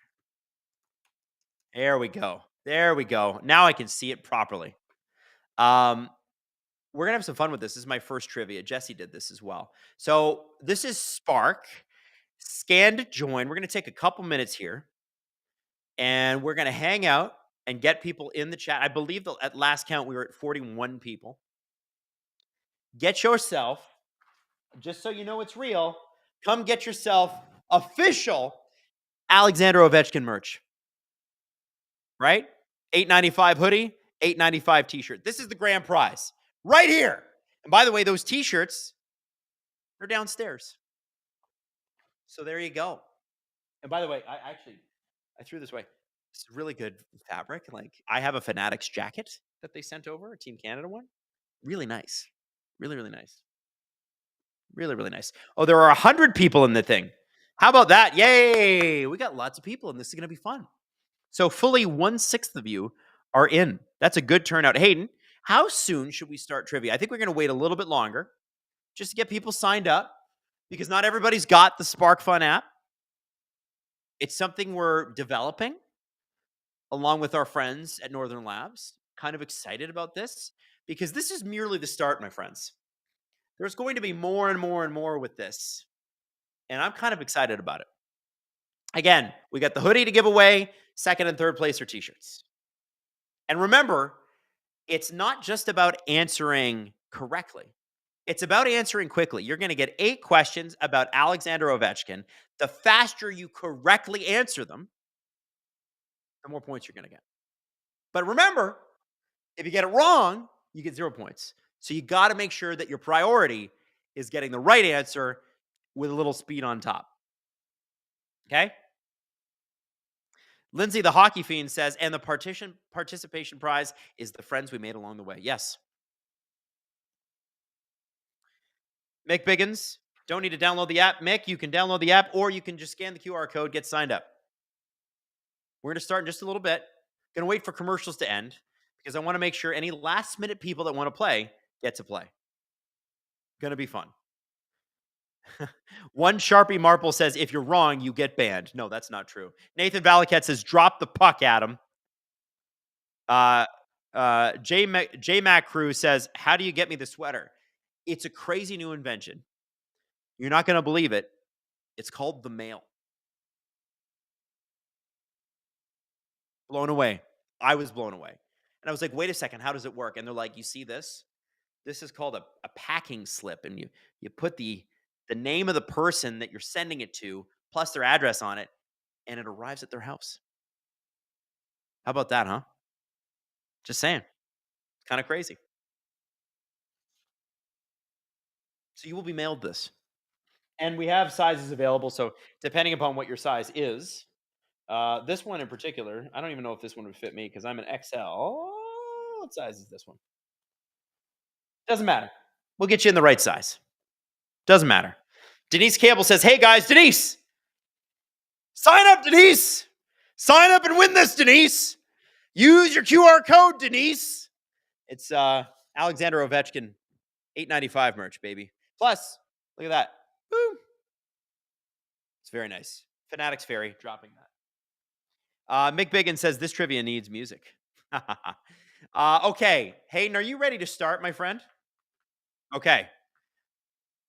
Okay, ladies and gentlemen, I am done fake dropping the puck.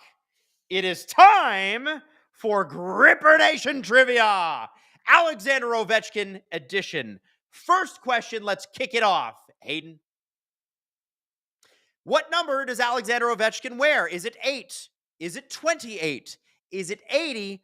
Or is it 88? You've got 7 more seconds left to answer. The faster you answer correctly, the more points you get. But if you answer incorrectly, you don't get any points at all. Your time is up on question 1. Did you get it right, do you think? All right, let's go to 98% got it right. Only a couple people got it wrong. Damn, guys. That's like this. We're giving you softballs here to start. Okay, number 2. Let's go to the second question. Everybody's in it. How many goals has Alexander Ovechkin scored in the NHL? 893, 894, 895, or 898? Quickest with the correct answer gets the most points, although getting the correct answer guarantees you points, and sometimes that's what you need to stay in the game. Time's up on that question. Let's see how we did. Chat. The correct answer, by the way, is still 895, and 97% of you got it. The record for Gretzky was 894. I don't know who answered 893, but you are a silly banana. All right, let's move on to question 3. This is fun. 123 people in the chat for this. Who had the primary assist on Alexander Ovechkin's 895th goal? Is it Pierre-Luc Dubois? Was it Dylan Strome? Was it Tom Wilson or Connor McMichael? 6 more seconds to go. What do we think? All right, let's have a look at the results there. Remember, this is for an Alexander Ovechkin 895 hoodie. And Tom Wilson got the primary assist. Dylan Strome got the secondary assist. 72% of you got that right. I'm actually really impressed. I would not have known the answer to that. Really, really impressed with you. That's great. Now, we're going to have one more question before we check the leaderboard. Hayden, bring up question 4. Who did Alexander Ovechkin play his first NHL game against? Columbus, Carolina, Pittsburgh, or Toronto? 4 seconds, 3 seconds, 2 seconds, 1 second. And the answer is Columbus. He scored twice in a 3-2 win in his first game, but he's no Austin Matthews. By the way, 45% of you got, see, that question was the differentiator. We had a good chunk of people who had a lot, But this one was the big one. Now let's check the leaderboard, Hayden, and see halfway through how we're doing. Justin is in 4th. Is that Justin Fisher? Wes Richard, Mr. Droppin' SDPN memberships himself, is in 1st place. No pressure, Wes.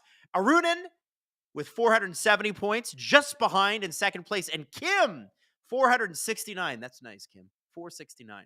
Too bad it wasn't 420.69.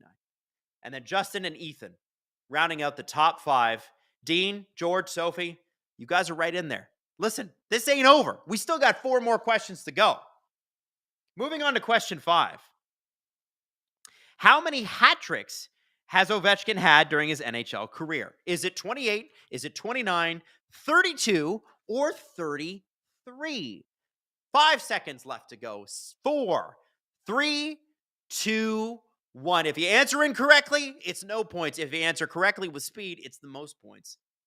Let's have a look at the actual result, because the answer is he has had 32 hat tricks. That's 5th most behind Gretzky, Lemieux, Mike Bossy, and Brett Hall. Just a little less than half of you got it right. Now, I wonder how many of you guessed and how many of you actually knew. Next question. We're getting down to the wire here. Ovechkin hoodie on the line. Ovechkin t-shirts on the line. How many Rocket Richards has Ovechkin won? 6, 7, 8, or 9? 6, 7, 8, or 9. Rocket Richard, most goals in the NHL that season. By the way, he's like 4th this year, which is insane. The correct answer is 9. Let's have a look at how many people got that right. 41% of you. Yeah, it's a tough one. That's a really tough question. That is the most all-time, obviously. Alexander Ovechkin. By the way, I think Drew tweeted that stat out like a few days ago. 41% of you still got it right. I'm really impressed. These questions are getting progressively harder. Well done, everybody. And I believe Justin Fisher was the one that wrote them all. So let's continue to question 7. We're in the 3rd period here, kid. Which teammate has assisted on the most Ovechkin goals? Is it Evgeny Kuznetsov? Is it Nicholas Backstrom? Is it John Carlson or Marcus Johansson? A, B, C, or D? With 3 seconds to go. 2, 1. Time's up. Let's have a look. And the correct answer is Nicholas Backstrom, who has 279 assists on Alexander Ovechkin goals. 88% of you got that right. That was good. That was good. Okay, now we're getting to the last question. If you remember, Wes Richard was leading after 4 questions. I wonder where he is now. I see that we've gone from 123 people to 115 people. It seems like we had 8 rage quitters. If that, LOL, LOL, LOL. Are we literally rage quitting Twitter at this? Anyway, Hayden, last question. Let's go. How many different goalies has Ovechkin scored on in his career? A, 145, B, 154, C, 170, or D, 183 different goalies with 5 seconds, 4 seconds, 3 seconds, 2 seconds, 1 second. And the correct answer is D, 183 goalies.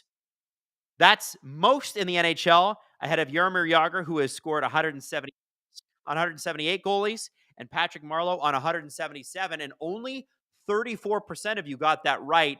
Most people, 35%, said 154. It is an astounding number. He scored against 183 different human beings.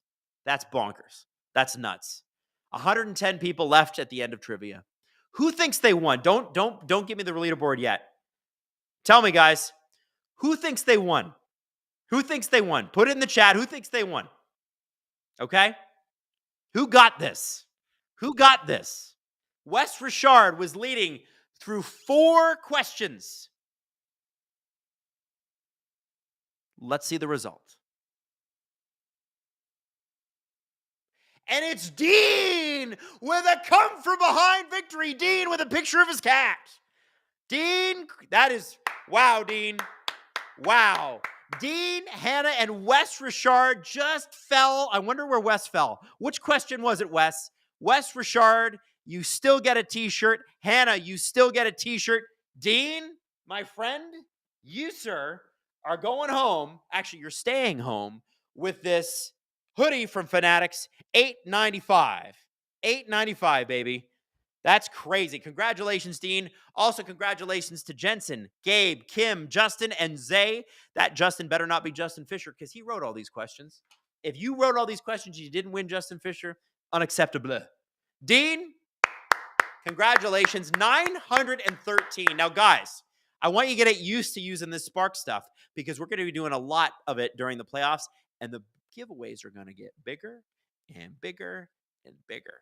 We got some exciting stuff planned for the playoffs. I can't even wait to tell you. Congratulations to all the participants. I hope you had a good time. Congratulations to the top 3, Dean, Hannah, and Wes. And we will be in touch about how to get your clothes to you. So don't worry about it. You don't need to put it in the chat or whatever. We will reach out to you. We now have your emails, which is great. And we will be reaching out and saying, hey, how do you want us to send it to you? Wes Richard dropping 5 SDPN memberships in the chat too because he's a beauty. Congratulations to everybody. And I'm going to let you watch a little rant now from our good friend Steve Dangle. I'm going to take a quick break and make a coffee. And our good friend Steve Dangle is going to tell you how much fun it is to go to the airport and go through security. If you missed this rant earlier this week, you're in for a good one.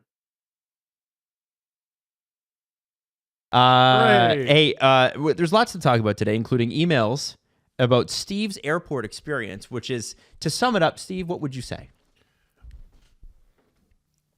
Negative. No. What I mean is, like, what's your issue? And a lot of people have the same issue. So it's a common mistake. When you go to the airport, unfortunately, a lot of people who work at the airport are under the impression that I work there and I friggin' don't.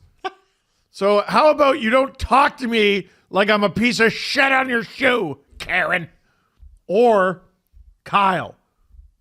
That's all. Okay. Now, Jesse. We have 2 stories. Let's go. One comes from Will, who's a pilot. Will says, I'm a pilot with a Canadian airline that operates... a pilot? Sorry. That operates out of Pearson. I can provide proof, but he doesn't need to do that. We believe you. No. One story... ID. Badge. Now. While most employees there are wonderful, some miss the mark like a Cody CC slapshot. Damn. Customer service at the airport requires a very different skill set than most other customer service positions. People that are often stressed and navigating a strict set of rules in an unfamiliar setting. It's our job to remember that and make the process easier for people. One story I'll share is one day I was early to my gate and was just waiting for the rest of my crew to arrive. We were sharing a gate with a non-Canadian airline, so it was just their gate agents and myself. An older lady approached the agents in obvious distress, speaking a mix of broken English and Italian. Might have been Steve. That was me. Yes. Dressed in his Nona's outfit. I was. Wondering where her gate was. The gate agents took one look at her boarding pass and told her this isn't a pass for this airline, and literally turned their back and refused to speak with her. I offered to look at her boarding pass and immediately noticed the cause of her confusion. She was early to her flight, that the previous flight hadn't left her gate yet, and that's why the screen still said Boston instead of New York, where she was going. I don't think she understood my explanation, but a smile and confirmation of her gate number was enough to ease her mind and get her to where she needed to go. I'm always happy to help a passenger who asks me anything, even if it's not my job as a pilot, but the Evan Bouchard backcheck level of care from the gate agents and the delegation of their job to me struck a nerve with me that day. TLDR, Steve was 100% correct in his rant. If you're a goaltender, tend the goal. Right! If you're a customer service agent, serve the customer. That being said, sit down or stand away from the gate until your zone is called. That does drive us all crazy. Yes. That's from Will. Why do people go to a gate and just stand up? Yeah, when it's not their zone? I used to come home from the zoo every day. This is customer service experience, and I would complain about customers. You don't do it at them. You don't do it in their face. Who raised you? Who hired you? What? That is not where I thought that was going. As soon as I hear, he's a pilot, I'm like, okay. You're about to get carved. We have another email from Austin who also agrees with you, and they have a story as well. Let's always send in your stories. Your stories are awesome. Austin writes, I went on my first plane ride about 13 years ago when I was 14 years old. I was going through security. I had an open bottle of water and a pencil. Remember, I am 14 years old with my family going on a trip. We flew from Pittsburgh to Orlando because it was cheaper to drive to Pittsburgh and fly than fly from Pearson. Oh, interesting. I assume that's probably the case for a lot of flights because flights from Canada are expensive. My wife, I can't remember where she was going, but she drove to Buffalo and flew out of Buffalo because it was cheaper. Yeah, it's a great hack. Yeah. Anyway, Austin writes, the TSA person says, what do you think those are? In a snarky, I'm better than you tone. I said, Steve's getting not bothered. That's exactly what happened to me. I said, well, that's a bottle of water and typically you drink those when you're thirsty, and that right here is a pencil. You use those to write words.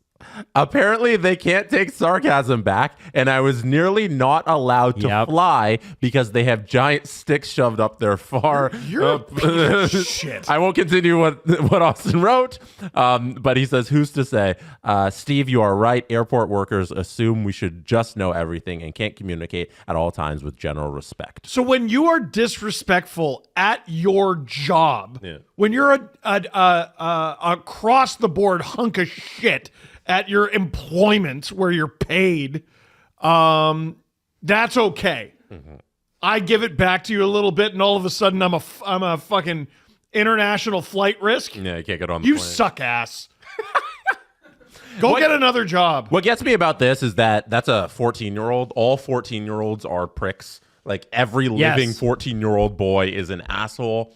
You shouldn't be punishing this kid for being sarcastic back at you when you started it. That's what you should expect out of a 14-year-old boy. Yeah, recovering 14-year-old boy. Yeah. I regret to inform you, when I was 14, I was a 14-year-old boy. Yeah, and you were snarky asshole. And I'm still sorry about it. So I think everybody's on your side about the workers there at the airports. Just listen, I get it. It's stressful. You got to deal with idiots all day. And who's that helping? Who's that helping? Well, damn it. I was just making a coffee. Tampa ties it. Freaking Tampa. The worst. And it's on that power play. Score some goals. Annoying. Hiss. Boo. Hate this. Yeah, it just can't be easy, man. It can never be easy. When you're a Leaf fan, you sign up for this shit. It's the worst. Also, I want you to know that I was texting back and forth about that trivia. I hope you guys enjoyed that. My wife got every answer incorrect. I believe she got 0 stars. Our sales rep, Christina, tried it out. She finished 104th. Our other sales rep, Rob, tried it out. He finished 111th. Jesse played. I think he finished in the 60s. Crazy. Man, it's so annoying being a Leaf fan. No Rhythm says, it's funny how one team is always getting the power plays and it's never the Leafs. Yeah. Well, if the Leafs, here's the problem with the Leafs. If you just dump and change instead of dump and chase, you will never get a penalty called the way you want. But it looks like, Tavares, wow. Just got it right off the schnoz. That cannot feel good. That is a 4-minute for sure. He's bleeding. Wait, what are they even looking at? That's 4 minutes. Yeah. Well, the Leafs have a power play. And you know what they could do here? Because it's a double minor? Score twice. Do us a favor, Leafs. Score twice. Make it easy, please. Oh, man. That, every time I see that, I'm like, damn.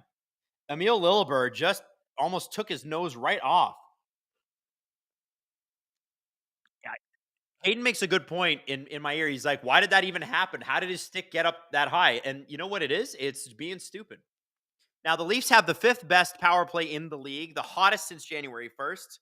The Lightning, they have the 6th best penalty kill. So, unstoppable force, immovable object. We'll see what happens here. Matthews in the faceoff. Cirelli sort of wins possession, so I guess he gets the faceoff win. Would be real solid if the Leafs could score a couple of goals here. You got an opportunity. Go get set up.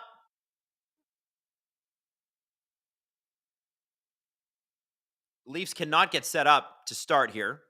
Tavares is on the bench, tending to his schnoz. Remember, he can't go on the ice if he's bleeding for health reasons. Used to be able to, actually. And there's Tavares back out there. McMahon switched off. Nice! Oh, put it in! Come on, Matthew! Nylander, you got to shoot that thing, man. Play goes out of play. McDonough's crying about it. Let him cry. He said it didn't go off the netting. Cry about it. Sorry, Lightning fans that are in the chat, but cry about it. Oh, man. Hayden asked a mean question. Would you swap John Cooper for Craig Berube? Nyes put it off the post, by the way. You know what? What's the thing from Ron Burgundy? Damn it, I hate you, but I respect you. That's John Cooper for me. Oh, he scores! Matthew Nyes! Woo! Let's go! And the Leafs still have 2 full minutes on the power play. 2 goals on this power play. What do we say? 2 goals. There's McDonough on the bench crying about being McDonough. Nyes is a master. The master of Amalie Arena. Great deflection by Tavares. Leads to the rebound by Nyes. Let's go. My hand hurts. I really hit my chair very hard. Woo! Woo! Go Nyes, baby. Let's go. Nyes hates Amalie Arena. Oh, Justin Fisher sent me this fun Ovechkin fact I learned today. Michael Nylander, father of William, assisted on 13 of Ovechkin's career goals. How cool is that? Man, we love Matthew Nyes. Okay, so we get another 2 minutes here. Justin Fisher dropping 5 SDPN memberships because he's just a dangerous man like that. Watch out for him. Here comes Nick Robertson. He's all alone. Tries a jam play, doesn't go in. Max Domi on the half board. Over to Robertson. Robertson with a shot. He's on the wrong foot there, but that's okay. He still gets something off. There goes Domi. Pass up to Oliver Ekman-Larsson. Ekman-Larsson with a backhand in. It goes off the Lightning player, Yanni Gourde, into the crowd. And there will be an offensive zone faceoff for the Toronto Maple Leafs. Out comes Matthew Nyes and power play 1. John Tavares, with his bloody schnoz, is going to try to win a faceoff here in the offensive zone. He does not win the draw. Damn Anthony Cirelli. Damn that man. Austin Bayless, I hope one day to be as committed to hating something as much as Nyes is to hating Tampa. Yo, same. I hope the Leafs hate whoever they play as much as Nyes hates Amalie, baby. Okay, Nyes making zone entry. Pass back to Marner. Matthews to Nylander in the corner. Matthews shoots! And it's gloved by Vasilevsky. Great play, great passing play there, although Vasilevsky saw the whole thing. Nathan Valaket says, iPads can't gift VIPs or I would. I didn't know that. Can iPads not do that?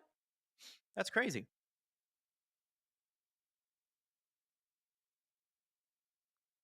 $16:58 left in the third.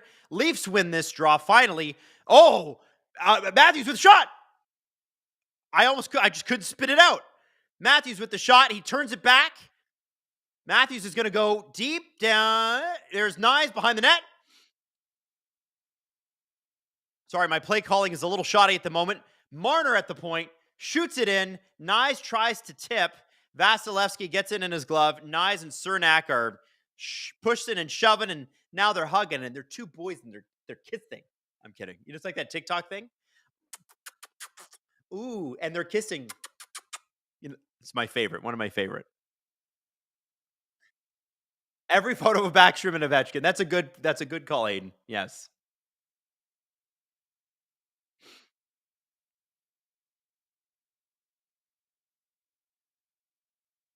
Oh, okay.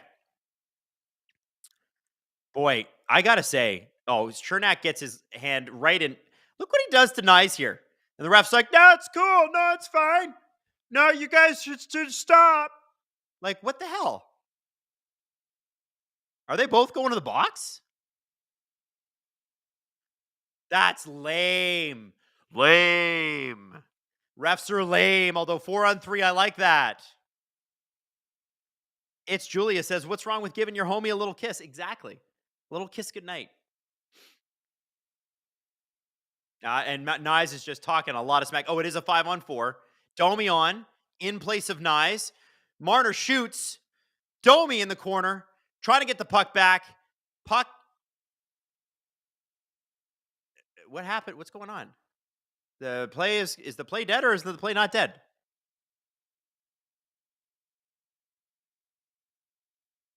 So, okay, did the Leafs just take a penalty? It's a delayed penalty, and Max, are you freaking serious, dude? For what? What did he take? What did Domi get a penalty for?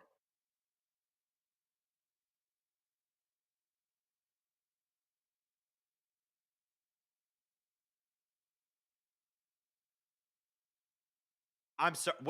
What the hell was that? I'm sorry. I'm upset. That was stupid. How the hell is that? How is that a penalty? Max Domi is such a tight whistle. It's insane. That's crazy. That's where you need Berube to lose his friggin' mind. Come on, like call the game the right way, you dummies. Jesus. D.D. Weiss, Domi, 2 minutes for wearing a Maple Leafs logo. That's what that was. And I know those calls happen, but kind of a critical part of the game to be doing that shit. It's going to be 4-on-3 here for a bit. In 5 seconds, the Lightning are on the power play for a good chunk of time. I think it's going to be about a minute 20, minute 30. Yeah, minute 34. Oh, so it'll be 5-on-4. Man, why don't they go to 4-on-3? That's way more exciting. 1:25 left in the power play, kids.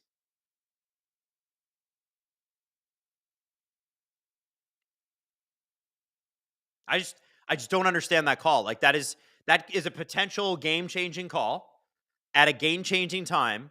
Like it's just daft, absolute madness. But don't criticize referees or anything. It's a hard job. It's so hard. You know what else is hard? Anything. Being good at anything. What's that? What did Hayden say? Hayden, say that again? Yeah. Yeah. To be honest with you, I could think of a lot harder jobs than that. It would have been nice if they just looked at it, right? 30 seconds left. Pretzel Hunt says, Kadri learned, Marchand learned, Domi, well, he doesn't learn. It took Kadri a while. It took Kadri a couple years, even in Colorado, to learn. People forget that. 20 seconds left. Mitch Marner out there with Austin Matthews, Brandon Carlo, and Oliver Ekman-Larsson. Lots of reach, lots of tall out there. And Matthews bats it out of thin mother freaking air on the backhand. And this power play will be over. Max Domi will step on the ice, and I will still be salty that call even ever happened. That should have been a 2-goal power play. But you know what? Big shout out to the Leafs penalty kill. Did not allow a single shot. Did not allow a single Lightning shot on that power play. Guys, there's 14-11 left in this third period, and things are going to start to get intense. Both of these teams know that this is basically first place on the line. If the Lightning want to stay in the race, they got to win. If the Leafs want to push the Lightning out, they got to win. So let's go and win, boys. Go Leafs, go. Let's go. Sedin Magic 15, that's okay. The ref will explain the call later in the game. Oh, wait, this isn't the NBA. I agree. 13:39 left in the game.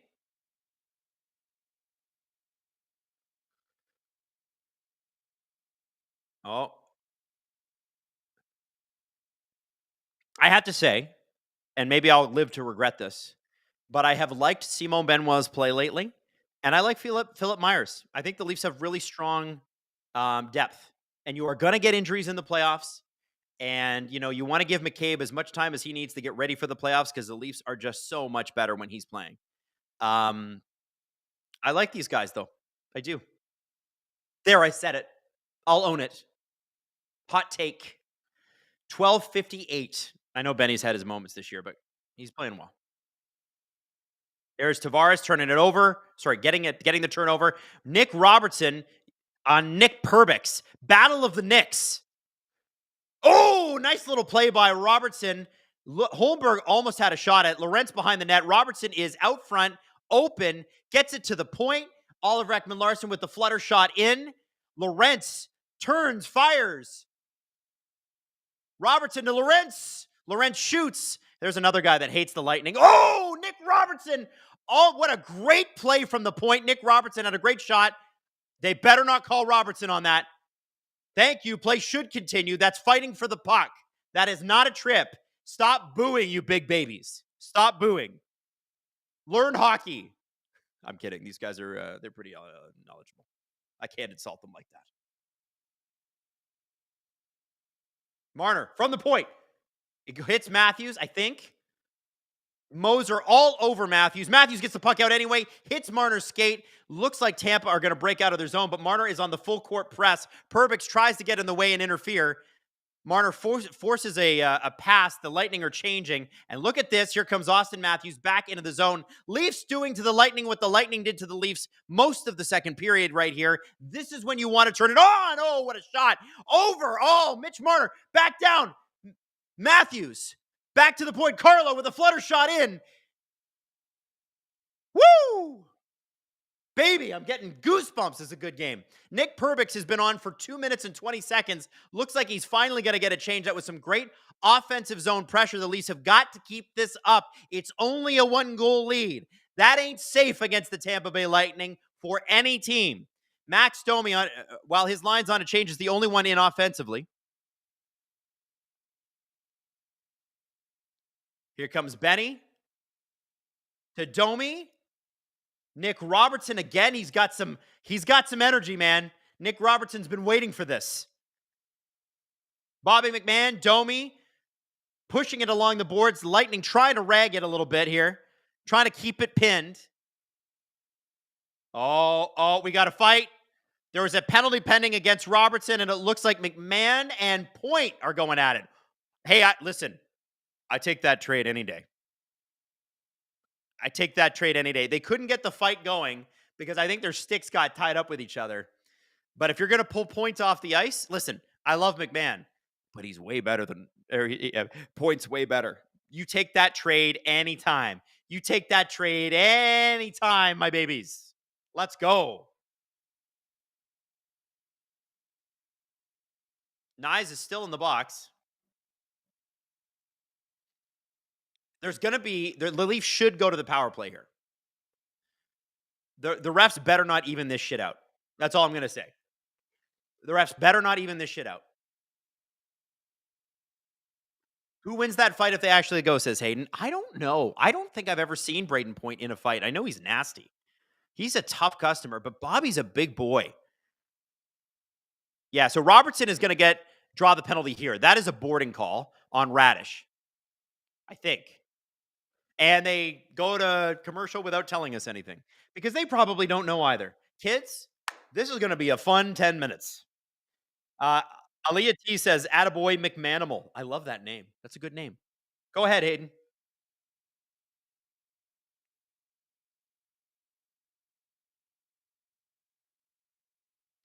So Braden Point's last fight was February 7th, 2023 against his former teammate, then future teammate, well, I guess future teammate and now former teammate, Mikey Asimon. Wow. There you go. Baby, we're going to have a fun last 10 here. It's going to be fun. Cassie, I missed both of your supers. I apologize, Cassie. Pickleball Pat gifting 5 STPN memberships. Hey, Hayden, can you send me Cassie? Oh, Cassie, I know one of them was the straw. Does a straw have 2 holes or 1? 2. Because it's got 2 ends. Both ends can be the hole. Don't take that out of context. You know what I meant. I don't know what Cassie's other super chat is. Hayden, if you could find that and send it to me, that'd be super duper. Really appreciate it, buddy. Hayden has been the man tonight. Running that trivia. That was Hayden. He's the reason you won and or lost. It's Hayden. It's Hayden's fault. It's also Justin Fisher's fault, who's running the STPN chat tonight. It's Justin's fault because he wrote all the questions. So if you didn't win, remember, blame Justin and blame Hayden. Don't blame me. I'm a perfect boy. Hayden sent me one. Okay, Cassie. So since I paid for the curse on the Cats, they have played 14 games. They've only won 5 of them. 2 have been against the Leafs and 1 against the Pens. Well, Cassie, I appreciate the fact that you paid for the curse against the Panthers. I feel like it's karma that they beat the Leafs. But the Leafs did beat them once in there too. Oh, wow. Point really went after McMahon like right away. Another super chat here. Hayden Matheson. Minnesota is winning. That's all that matters. That would be producer Hayden. What's the scoreboard, Hayden? How the hell did the Leafs get an extra penalty in that? Are we freaking kidding? Unbelievable. Unbelievable. Why is Robertson in the box? For what? Like, I swear to God, these refs. Now, if the Leafs can get out of this, okay, it'll be solid because then they'll be in a penalty deficit and the refs will have to call one on the Lightning. However, this is crap. I don't know. I'm going to need them to show me a replay of what happened there because that's insane. Like, what did Robertson get? Somebody said in the chat, 2 minutes for being boarded. That was a boarding call, was it not? What are we doing here? The refs are having they're having a stinker, man. It's a stinker. I hate blaming the refs for anything. The Leafs are winning, but they're having a fucking stinker right now. Sorry, go ahead. Point for fighting. McMahon for fighting. McMahon got the extra 2 for cross-checking. So I must have missed that.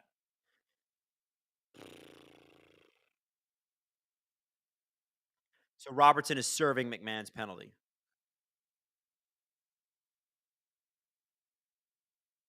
What are we doing?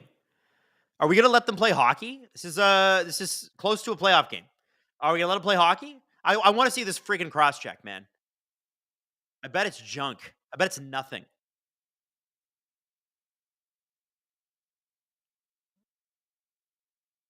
Four minutes or 40 seconds, left. 40 seconds left in the power play. Victor Hedman misplays that. Pickleball Pat, 20-2 in my last pickleball games. I'm sharing the love. Pickleball Pat, we are thrilled for you. We are thrilled for you. Oh, man, Mitch Marner just took a dive at it. Oh, for fuck. Victor Hedman has tied it. Honest to God, I still haven't seen this. I would love to friggin' know. I would love to know why McMahon got a penalty there. I still want to know. This is just a joke, guys. Matthew seems hurt too.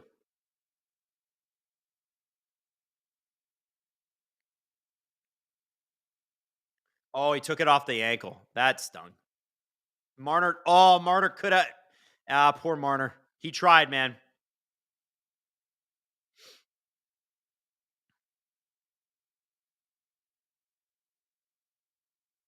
Nobody on Hagel in front of the net.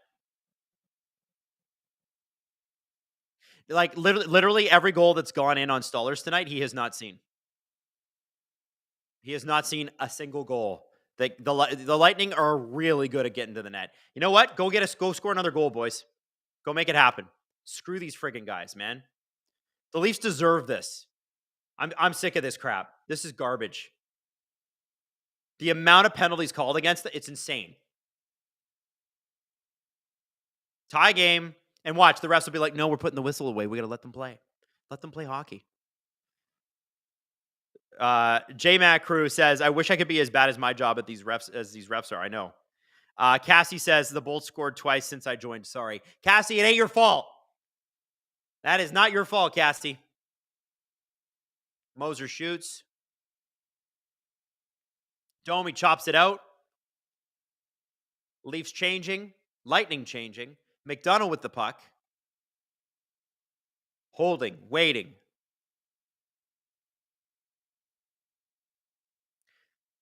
Under 8 minutes to go in this game.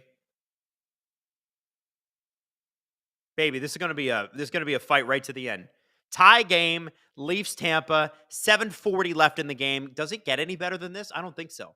This is for first in the division, kids. This is a major, major hockey game. And both teams are going to bring it up for this. You can't turn it on the entire way to the playoffs, but you can win this. Go win this game. Go win this game, Leafs. Come on, let's go. Go win this friggin' game. Also, I got to stop swearing. I'm going to go back to friggin'. Like it's grade 7. Hayden says Kucherov probably signed a bunch of sticks for the refs pregame. I wish the Leafs got Marchand so they could get benefit of the doubt on the penalty calls. Insane. Insane.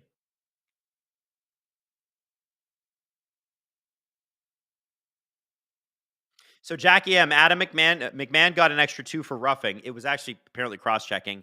No boarding on the hit on Robertson, which is insane. That's insane. You guys all saw it, right? I'm not losing my mind. I know what boarding looks like. That's insane.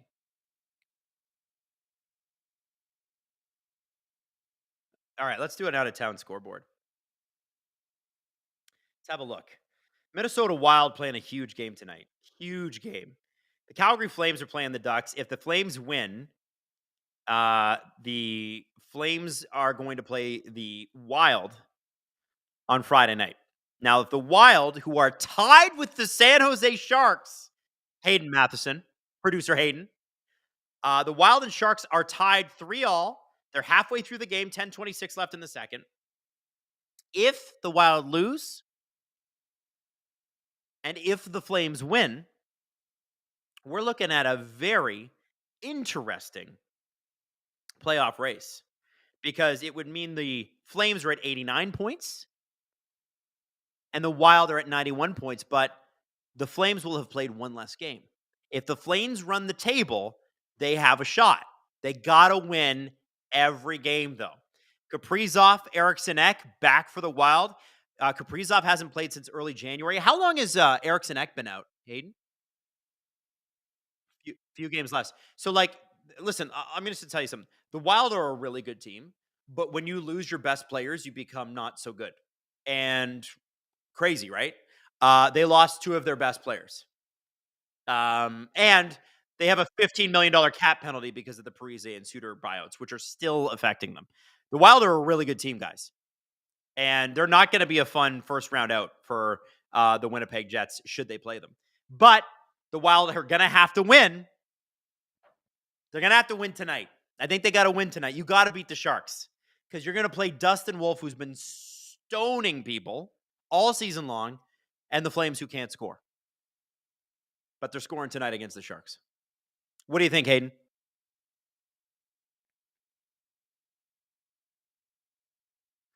Hayden thinks Kaprizov's going to win it in overtime. Big comeback. I kind of like that.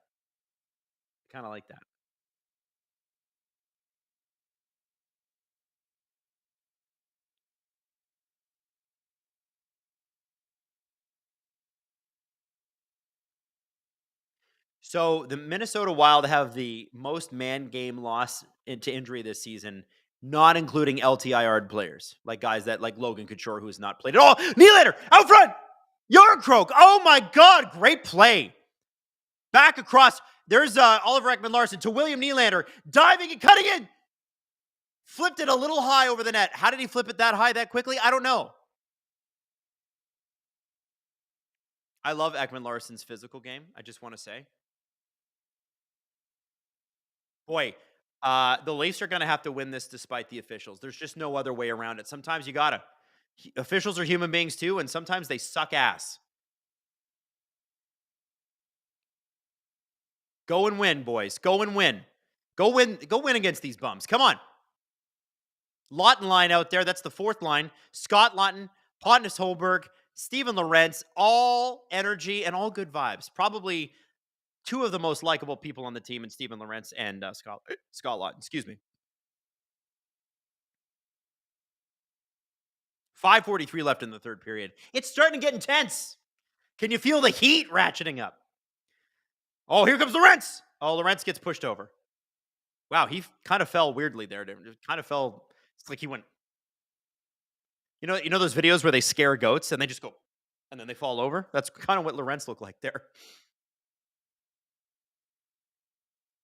If you've never seen what I'm talking about, go YouTube afterwards. Look up people scaring goats. It's probably shouldn't laugh as hard as I do, but it is pretty funny. They just, and then they fall over. Oh, Hagel.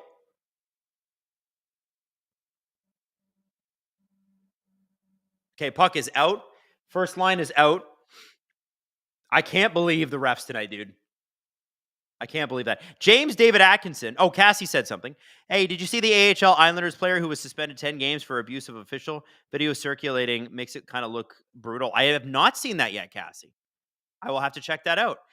James David Atkinson. So they've had 4 power plays. We've had 2. So we get another 2, right? Because everything happens to be equal when we play Florida. Yeah, no, that's not how it's going to happen tonight. We're within the last 5 minutes. The refs are done. They've had their night. They're going to put the whistles away. They're going to fake drop the puck a bunch of times. They're going to call some bullshit offsides. They're done now.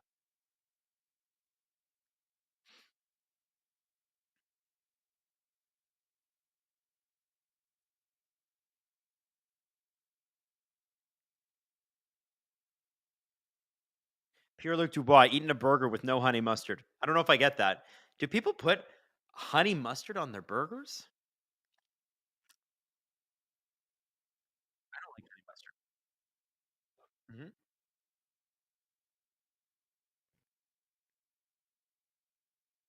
Oh, okay. So Hayden just sent me a graphic. This is one of Ray Shiro's best trades, and this is Ray Shiro was the general manager when Sidney Crosby won his first cup with Detroit. Remember, the Penguins went back to back, and they lost the first time to the Detroit Red Wings with Nicholas Lidstrom, like a crazy, insane hockey team. Okay, crazy.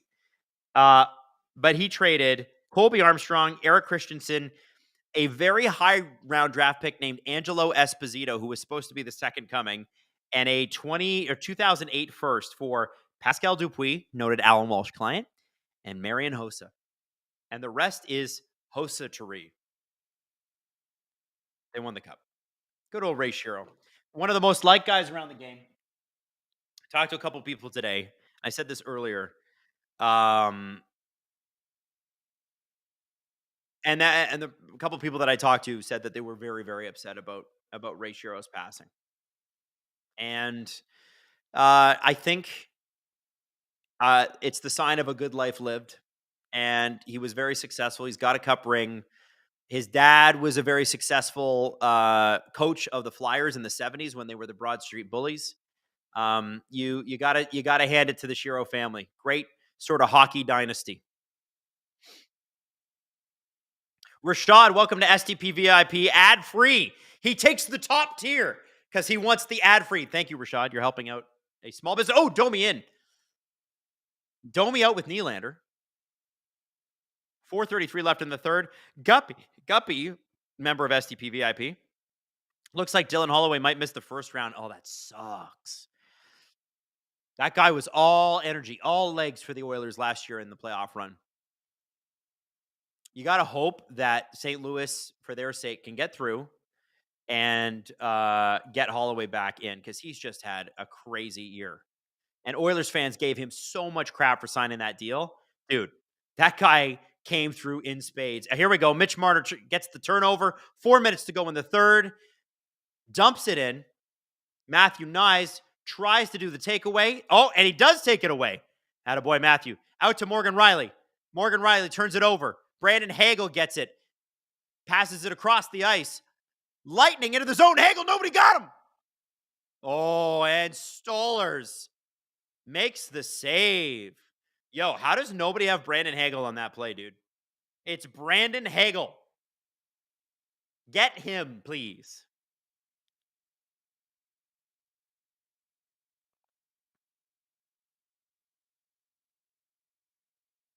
Like, look, why is he allowed to do that? Look at that save.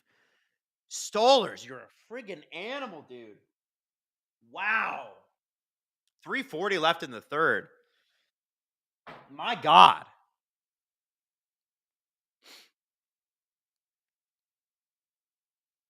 Okay, Tanev, Oliver Ekman Larson, Lawton, Tavares, and is that Lorentz?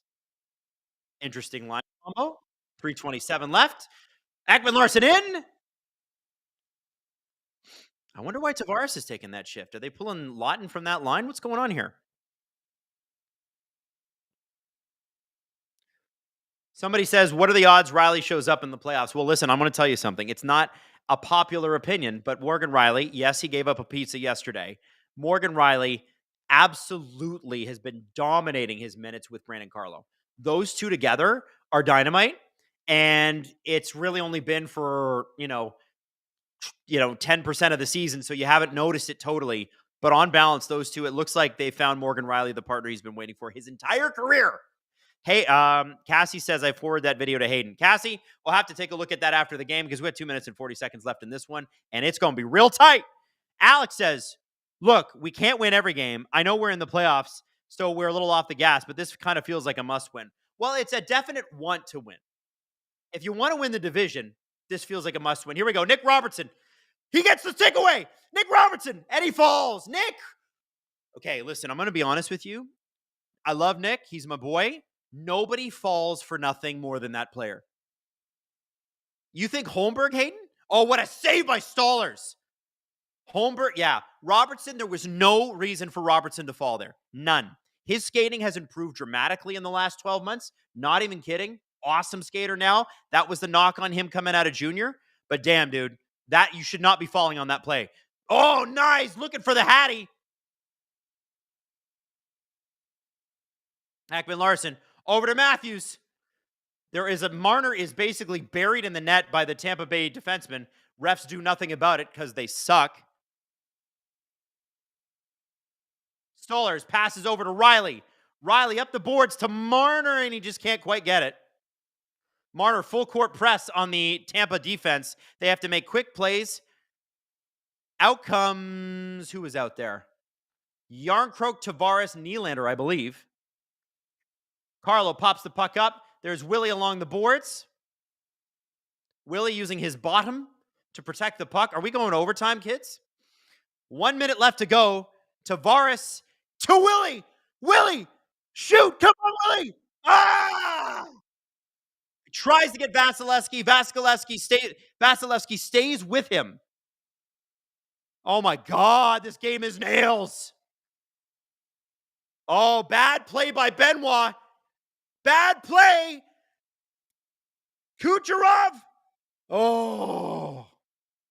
Benny, you can't friggin' do that. Also, why is Benoit out there with a minute to go? I was complimenting him earlier. This is not the guy you have out there right now. That's Tanev. Where's Tanev? Get him out there. Nice. 22 seconds to go. He's dumping. He's chasing. Vasilevsky is passing. Nobody with him. 16 seconds left to go in regulation. Oliver Ekman Larson over to Tanev. Tanev along the boards. It's not out yet. There is 5 seconds to go in this game. Do not let the Lightning get a shot. Leaf fans are pissed because that should have been a penalty call. But, dude, oh my God. Benny, you're friggin' killing me, dude.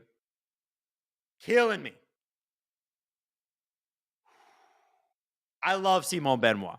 What's he doing out there with a minute to go? What are we doing? We don't need to be doing that. Joe asks, man, Joe is a Colorado Avalanche fan. Man, how is that not a penalty? It's not a penalty because the refs suck ass tonight. I'm not afraid to say it. And by the way, what's the NHL going to do? Fine me? They've been terrible. They've been awful. They've been garbage. Leafs have got to find a way to win this anyway. This is the thing. We can't let excuses like that be the reason you lose. There are no moral victories. The Leafs getting a point in this one is great. They've got a point. It's guaranteed. But so do the Lightning. You got to go get that extra point. And you got to do it before the shootout. The Leafs do not have a lot of shootouts in this season, and they're 1-2. The Lightning are 2-3. And I have to be honest with you, Wylde is unbelievable in the shootout. I kind of think the Lightning shooters are stronger. You're talking Point, you're talking Hagel, and you're talking Kucherov. Pretty hard to go up against that in a one-on-one situation. Matthews and Marner are sometimes good in the shootout, and they're sometimes fart.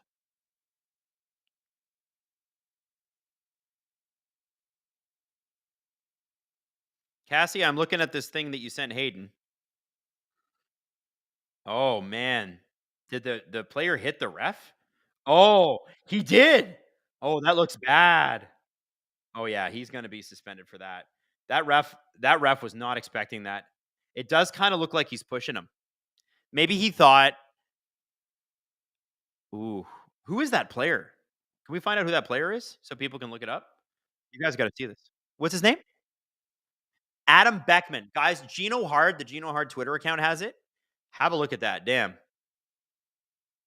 Man, that's crazy. All right, guys. Who's got it in OT? Is it Toronto? Is it Tampa Bay? Is it a shootout? I'm going to go Toronto because go friggin' Leafs go. All right? All right? Let's make this flippin' happen. Go win this division, boys. Let's go. The fact that the Leafs got to this point, Stolarz basically hasn't let in a goal that a shot that he's seen. Every shot that's got past him has been a screenshot. The Lightning are probably not going to have that option in overtime. I like that for the Leafs. I like that they're going Tavares, Matthews, Nylander, because you get the Tavares face-off win, which means they get the puck. Matthews has now switched off. William Nylander is going to be out there.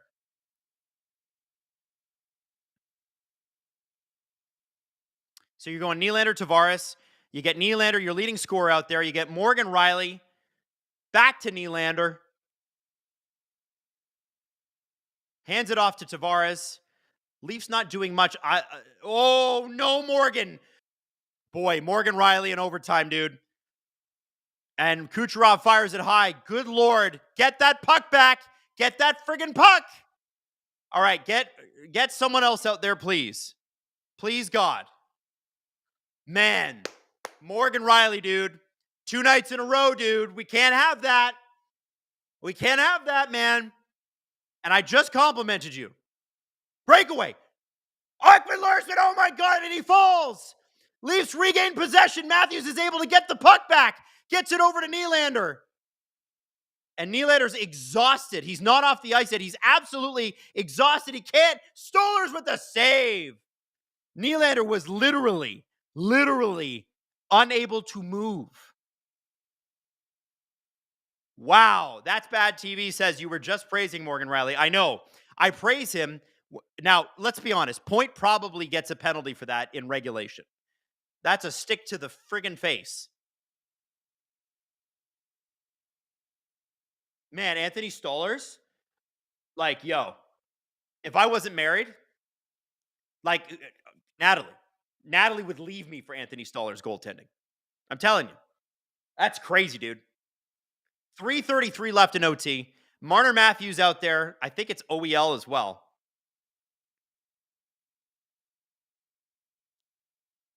Oh, no, it's Tanev that's out there. Yeah, that's probably okay. By the way, that Adam, whatever kid, got 10 games, that AHL kid. Wow. Whoa. Oh, my God. Can we stop giving the puck away in front of the goalie who's been saving our asses all night long? Can we stop doing that, please? There goes Morgan Rielly, or not Morgan Rielly, Mitch Marner. Mitch Marner is, I don't know. What are we doing? They're going to get it changed. Fires it back into his own zone, 251. Tanev is going to say, come get it. I'm going to change. Who is out there? It's Nylander. No, it's Domi with Nyes. Domi's going to try to find Nyes. You know it. He certainly isn't going to shoot. There's Morgan Riley along the half board. Morgan Riley back out to Max Domi. Max is probably not going to shoot. He gets tripped. No call. Puck turned over. My nose is, oh my gosh. Here comes Kucherov. Oh, Kucherov missed. Go, up. Puck up. Morgan Riley over to Matthew Nyes. 1-on-1, 2-on-1. Come on, Matthew. Oh, what a pass to Morgan Riley, and he can't score, but here we go. Matthew Nyes scores. Matthew Nyes ends it. It's a hat trick at Emily. Nobody owns Emily like Matthew friggin' Nyes, baby. What a goal. What a game. The Leafs win, and they move even a point further away from the Tampa Bay Lightning. I don't even know how to articulate that. The Toronto Maple Leafs have 100 points on the season, and that makes their first place bid just that much closer. They are 3 points ahead of the Tampa Bay Lightning with 4 games to go. The Toronto Maple Leafs have never won the Atlantic. Nikita Kucherov somehow misses a 2-on-1. Nyes with a crazy pass to Riley. Riley with a crazy pass to Matthews. Back to Nyes and in the back of the net. And that is great for Morgan Riley, who had almost the game-winning giveaway earlier on in this OT. Oh, baby, Matthew Nyes loves playing in Tampa. Would love to see the Leafs get through the first round and play Tampa in round 2. Wouldn't you? Wouldn't friggin' you? Let's go. Wes Richard gifting 10 SDPN memberships. Natalie, that would be my wife, gifting 20 SDPN memberships. Kids, welcome to SDP VIP. Get ready for the friggin' playoffs, kids. Next weekend, we're going to be streaming playoff hockey. Oh, that was great. I lost my voice a little bit. Stolers, man. Listen, you give the belt to Nyes because it's the hat trick. But holy crap, Anthony Stolers, man. Hayden says it's a joint belt night. Yeah, you know what, man? I have a hard time disagreeing with that. I think you're right. James David Atkinson, I don't care what he wants. Pay him that much. Yeah, it's true, man. Nyes, Robert Bett says, who gets the belt, Nyes or Stolers? Dude, I think Hayden made the best point. I think you give it to both. Cassie, has Adam even taken a breath? Hell no, Cassie. Breathing is for losers. Talking and screaming and yelling and putting your health at risk, that's for winners. Coffee is for closers. And this is a client of ours, Tim Hortons, who have hockey cards coming out soon. Be on the lookout. That campaign starts on SDPN very soon.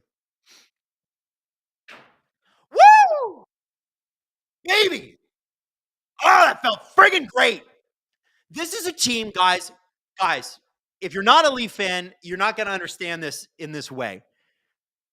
This is a game that the Leafs in previous years lose. It is. This is a game they do not win. This is a game where they go, it happens, stuff happened. The Leafs won this game despite the fact that Tampa never quit. They played great hockey, man. Tampa was really good tonight. Despite the fact that they lost, and they were terrible last night in Florida. Terrible. The Leafs won despite the reffing, which was atrocious. Terrible reffing tonight. Ghost calls on Domi, no call on Robertson for a random cross-check that we never actually got the replay from McMahon. And Marner carried them through the first period. He was spectacular. Matthew Nyes was dangerous all night long, and he got himself that friggin' hat trick. I hope he has a beer and sits back and goes, I'm the fucking king tonight. I hope he goes, I am the man. Because he is. That guy's made of marble. He's a beast. And man, is there anything more fun than watching Matthew Nyes celebrate scoring a goal? The guy loves scoring a goal, and he loves doing it in Tampa. Coming into this game, he had 14 points in 9 career regular season games against Tampa. It's now 10 regular season games in Tampa. And guess what? That's 17 points. 17. He's mixing it up. He's making shit happen. Yeah, Matthew Nyes. Cassie says, I think your lungs may disagree with you, but fair. Steeson Schiller. Can we just start lying to Nyes and telling him every game is in Tampa? Yeah, you know what, Steeson? If I was the coach, I would. Where are we tonight? Tampa. Really? I thought we were there the last 5 nights. Yep, Tampa again. Shut up. Don't even look. No. Yep, they've got green jerseys now. They've got red jerseys tonight. Robert Betch. Stallers shall lead us to the Gallers. I like that. What is it, Hayden? What's up? 1 goal away from 30 goals for Matthew Nyes. Oh, boy. Oh, friggin' boy. And by the way, I think Mitch Marner has 100 points. Am I wrong, Hayden? I think Mitch Marner might have 100 points. That would be his first 100-point season. Mitch had 3 points tonight. That line was going. That line was frickin' going, baby. Going. Oh, Mitch is 3 away from 100. Leafs have 100 points. Marner's got 97. He needs 3 more in the last 4 games to hit his first 100-point season. I say he does it. Wes Richard, about time I get a Nyes jersey? Hell yes, Wes. This guy, if he keeps playing like this, guy's going to be like on Legends Row one day. Let me tell you something. Let's compare and contrast. Okay? I'm going to bring up the schedule. I'm going to go to the Leafs, mapleleafs.com. Okay? Let's go to mapleleafs.com. I have something I want to show you. You got to bear with me here. Okay? We're going to the schedule, and everybody's like, well, why are we doing this? We're going to 2024. And I want to tell you about April 2024. You might not remember. The Leafs rolled into April 2024, playing well. Austin Matthews going for 70 goals. In that last week and a half, which is crazy, they lost 5 straight games. They lost 5 straight games. 6-5 loss to the Devils April 11th. 5-4 loss to Detroit in overtime Saturday the 13th of April, which was my birthday. On the 16th of April, a 5-2 loss to the Panthers. On the 17th of April, a 6-4 loss to the Lightning. And the 5th loss was game 1 of the playoffs, a 5-1 loss to the Boston Bruins. Guys, this team this year is different from that team last year. Let's look at the defense. Let's look at, I just want to show you something. Hayden just sent me a cool stat. Let me read you this. Matthew Nyes is the first member of the Maple Leafs to complete a hat trick in overtime since Matt Sundin scored his 500th goal October 14th, 2006 against the Flames. And I was starting my first year and only year of university. I didn't last long. I just graduated high school. That's how long it's been since a Leaf has completed a hat trick in overtime. Now, let's talk a little bit about the Leafs roster last year, okay? 23-24 Leafs roster. You ready? Let's just do this. Let's retrospective, okay? Let's talk about their defense.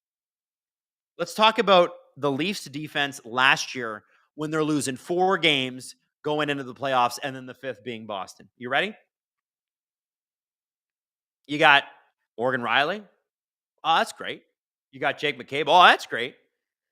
Here are your other guys. Simon Benoit, good. Timothy Liljegren, depends who you ask.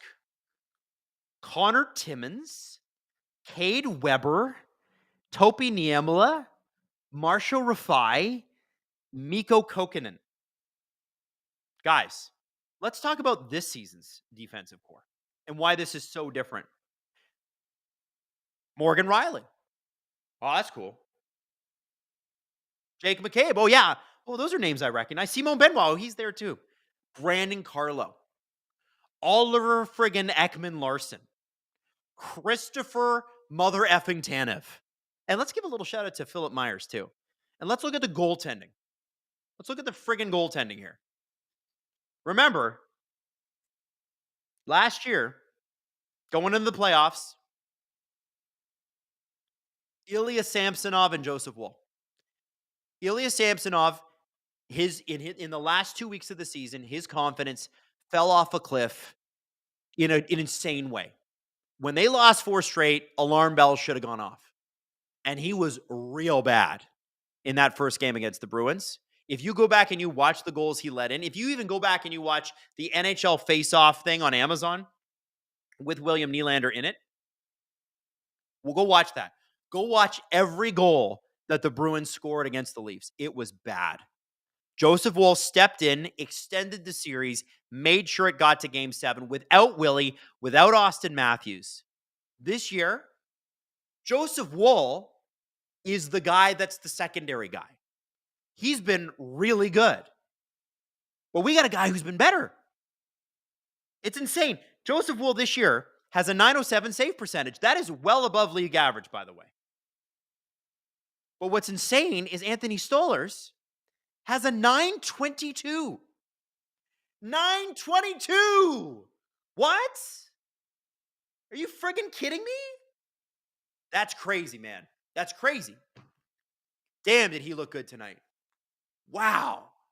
This is such a different team. And I want to give a little credit to Mr. Brad Treliving for rebuilding that defense and bringing Anthony Stolarz in. And whoever the pro scouting team is who told him, you got to get these guys. Dude, this is crazy. This is so much different. This is not a game the Leafs win in previous years. And they won it tonight. So, people are asking in the chat, who do we want in the playoffs? Whoever they throw at us. Is it Florida? Fine. Is it Ottawa? Fine. Whoever they throw at us. It shouldn't matter anymore. We're in first place. They should be worried about us. And the Leafs have got to go out and make sure that that's the case. Now, James Stemler. Hey, Adam. Can you check my SC I sent during OT? I want to make sure you laugh. Okay. James David Atkinson. Can we start Nyes in OT? He's been on ice all of the 2023 playoff OT winners. Then Boston Game 5 last year. Then tonight, basically a playoff game. Yeah, that's a good point. 5 for Fighting Sports. Greatest general of all time. Napoleon? Grant? Well, certainly not Grant. Probably Napoleon? Steeson Schiller. Tampa's dressed up like the Oilers. Can you believe these guys? Go put them in their place, Nyes. Yeah, I like that. Wes Richard, about time we get a Nyes jersey? Absolutely. And James Stemler. Willie was so exhausted, he looked like a fully rested Evan Bouchard back-checking. James Stemler. James? That's funny. And if you want more Evan Bouchard hilariousness, you should tune in to today's SDP because we have Evan Bouchard Corner. I don't know if you saw that play with Cutter Gauthier, but it was pretty wild. Anyway, listen. You guys have hung out with me for a long time past this game. We're already into the interviews. I just want to say I had a blast with you tonight. I want you to get excited for the playoffs. I don't want you to feel anxiety. I want you to get pumped. I want you to be confident. Not cocky, confident. This team's real good.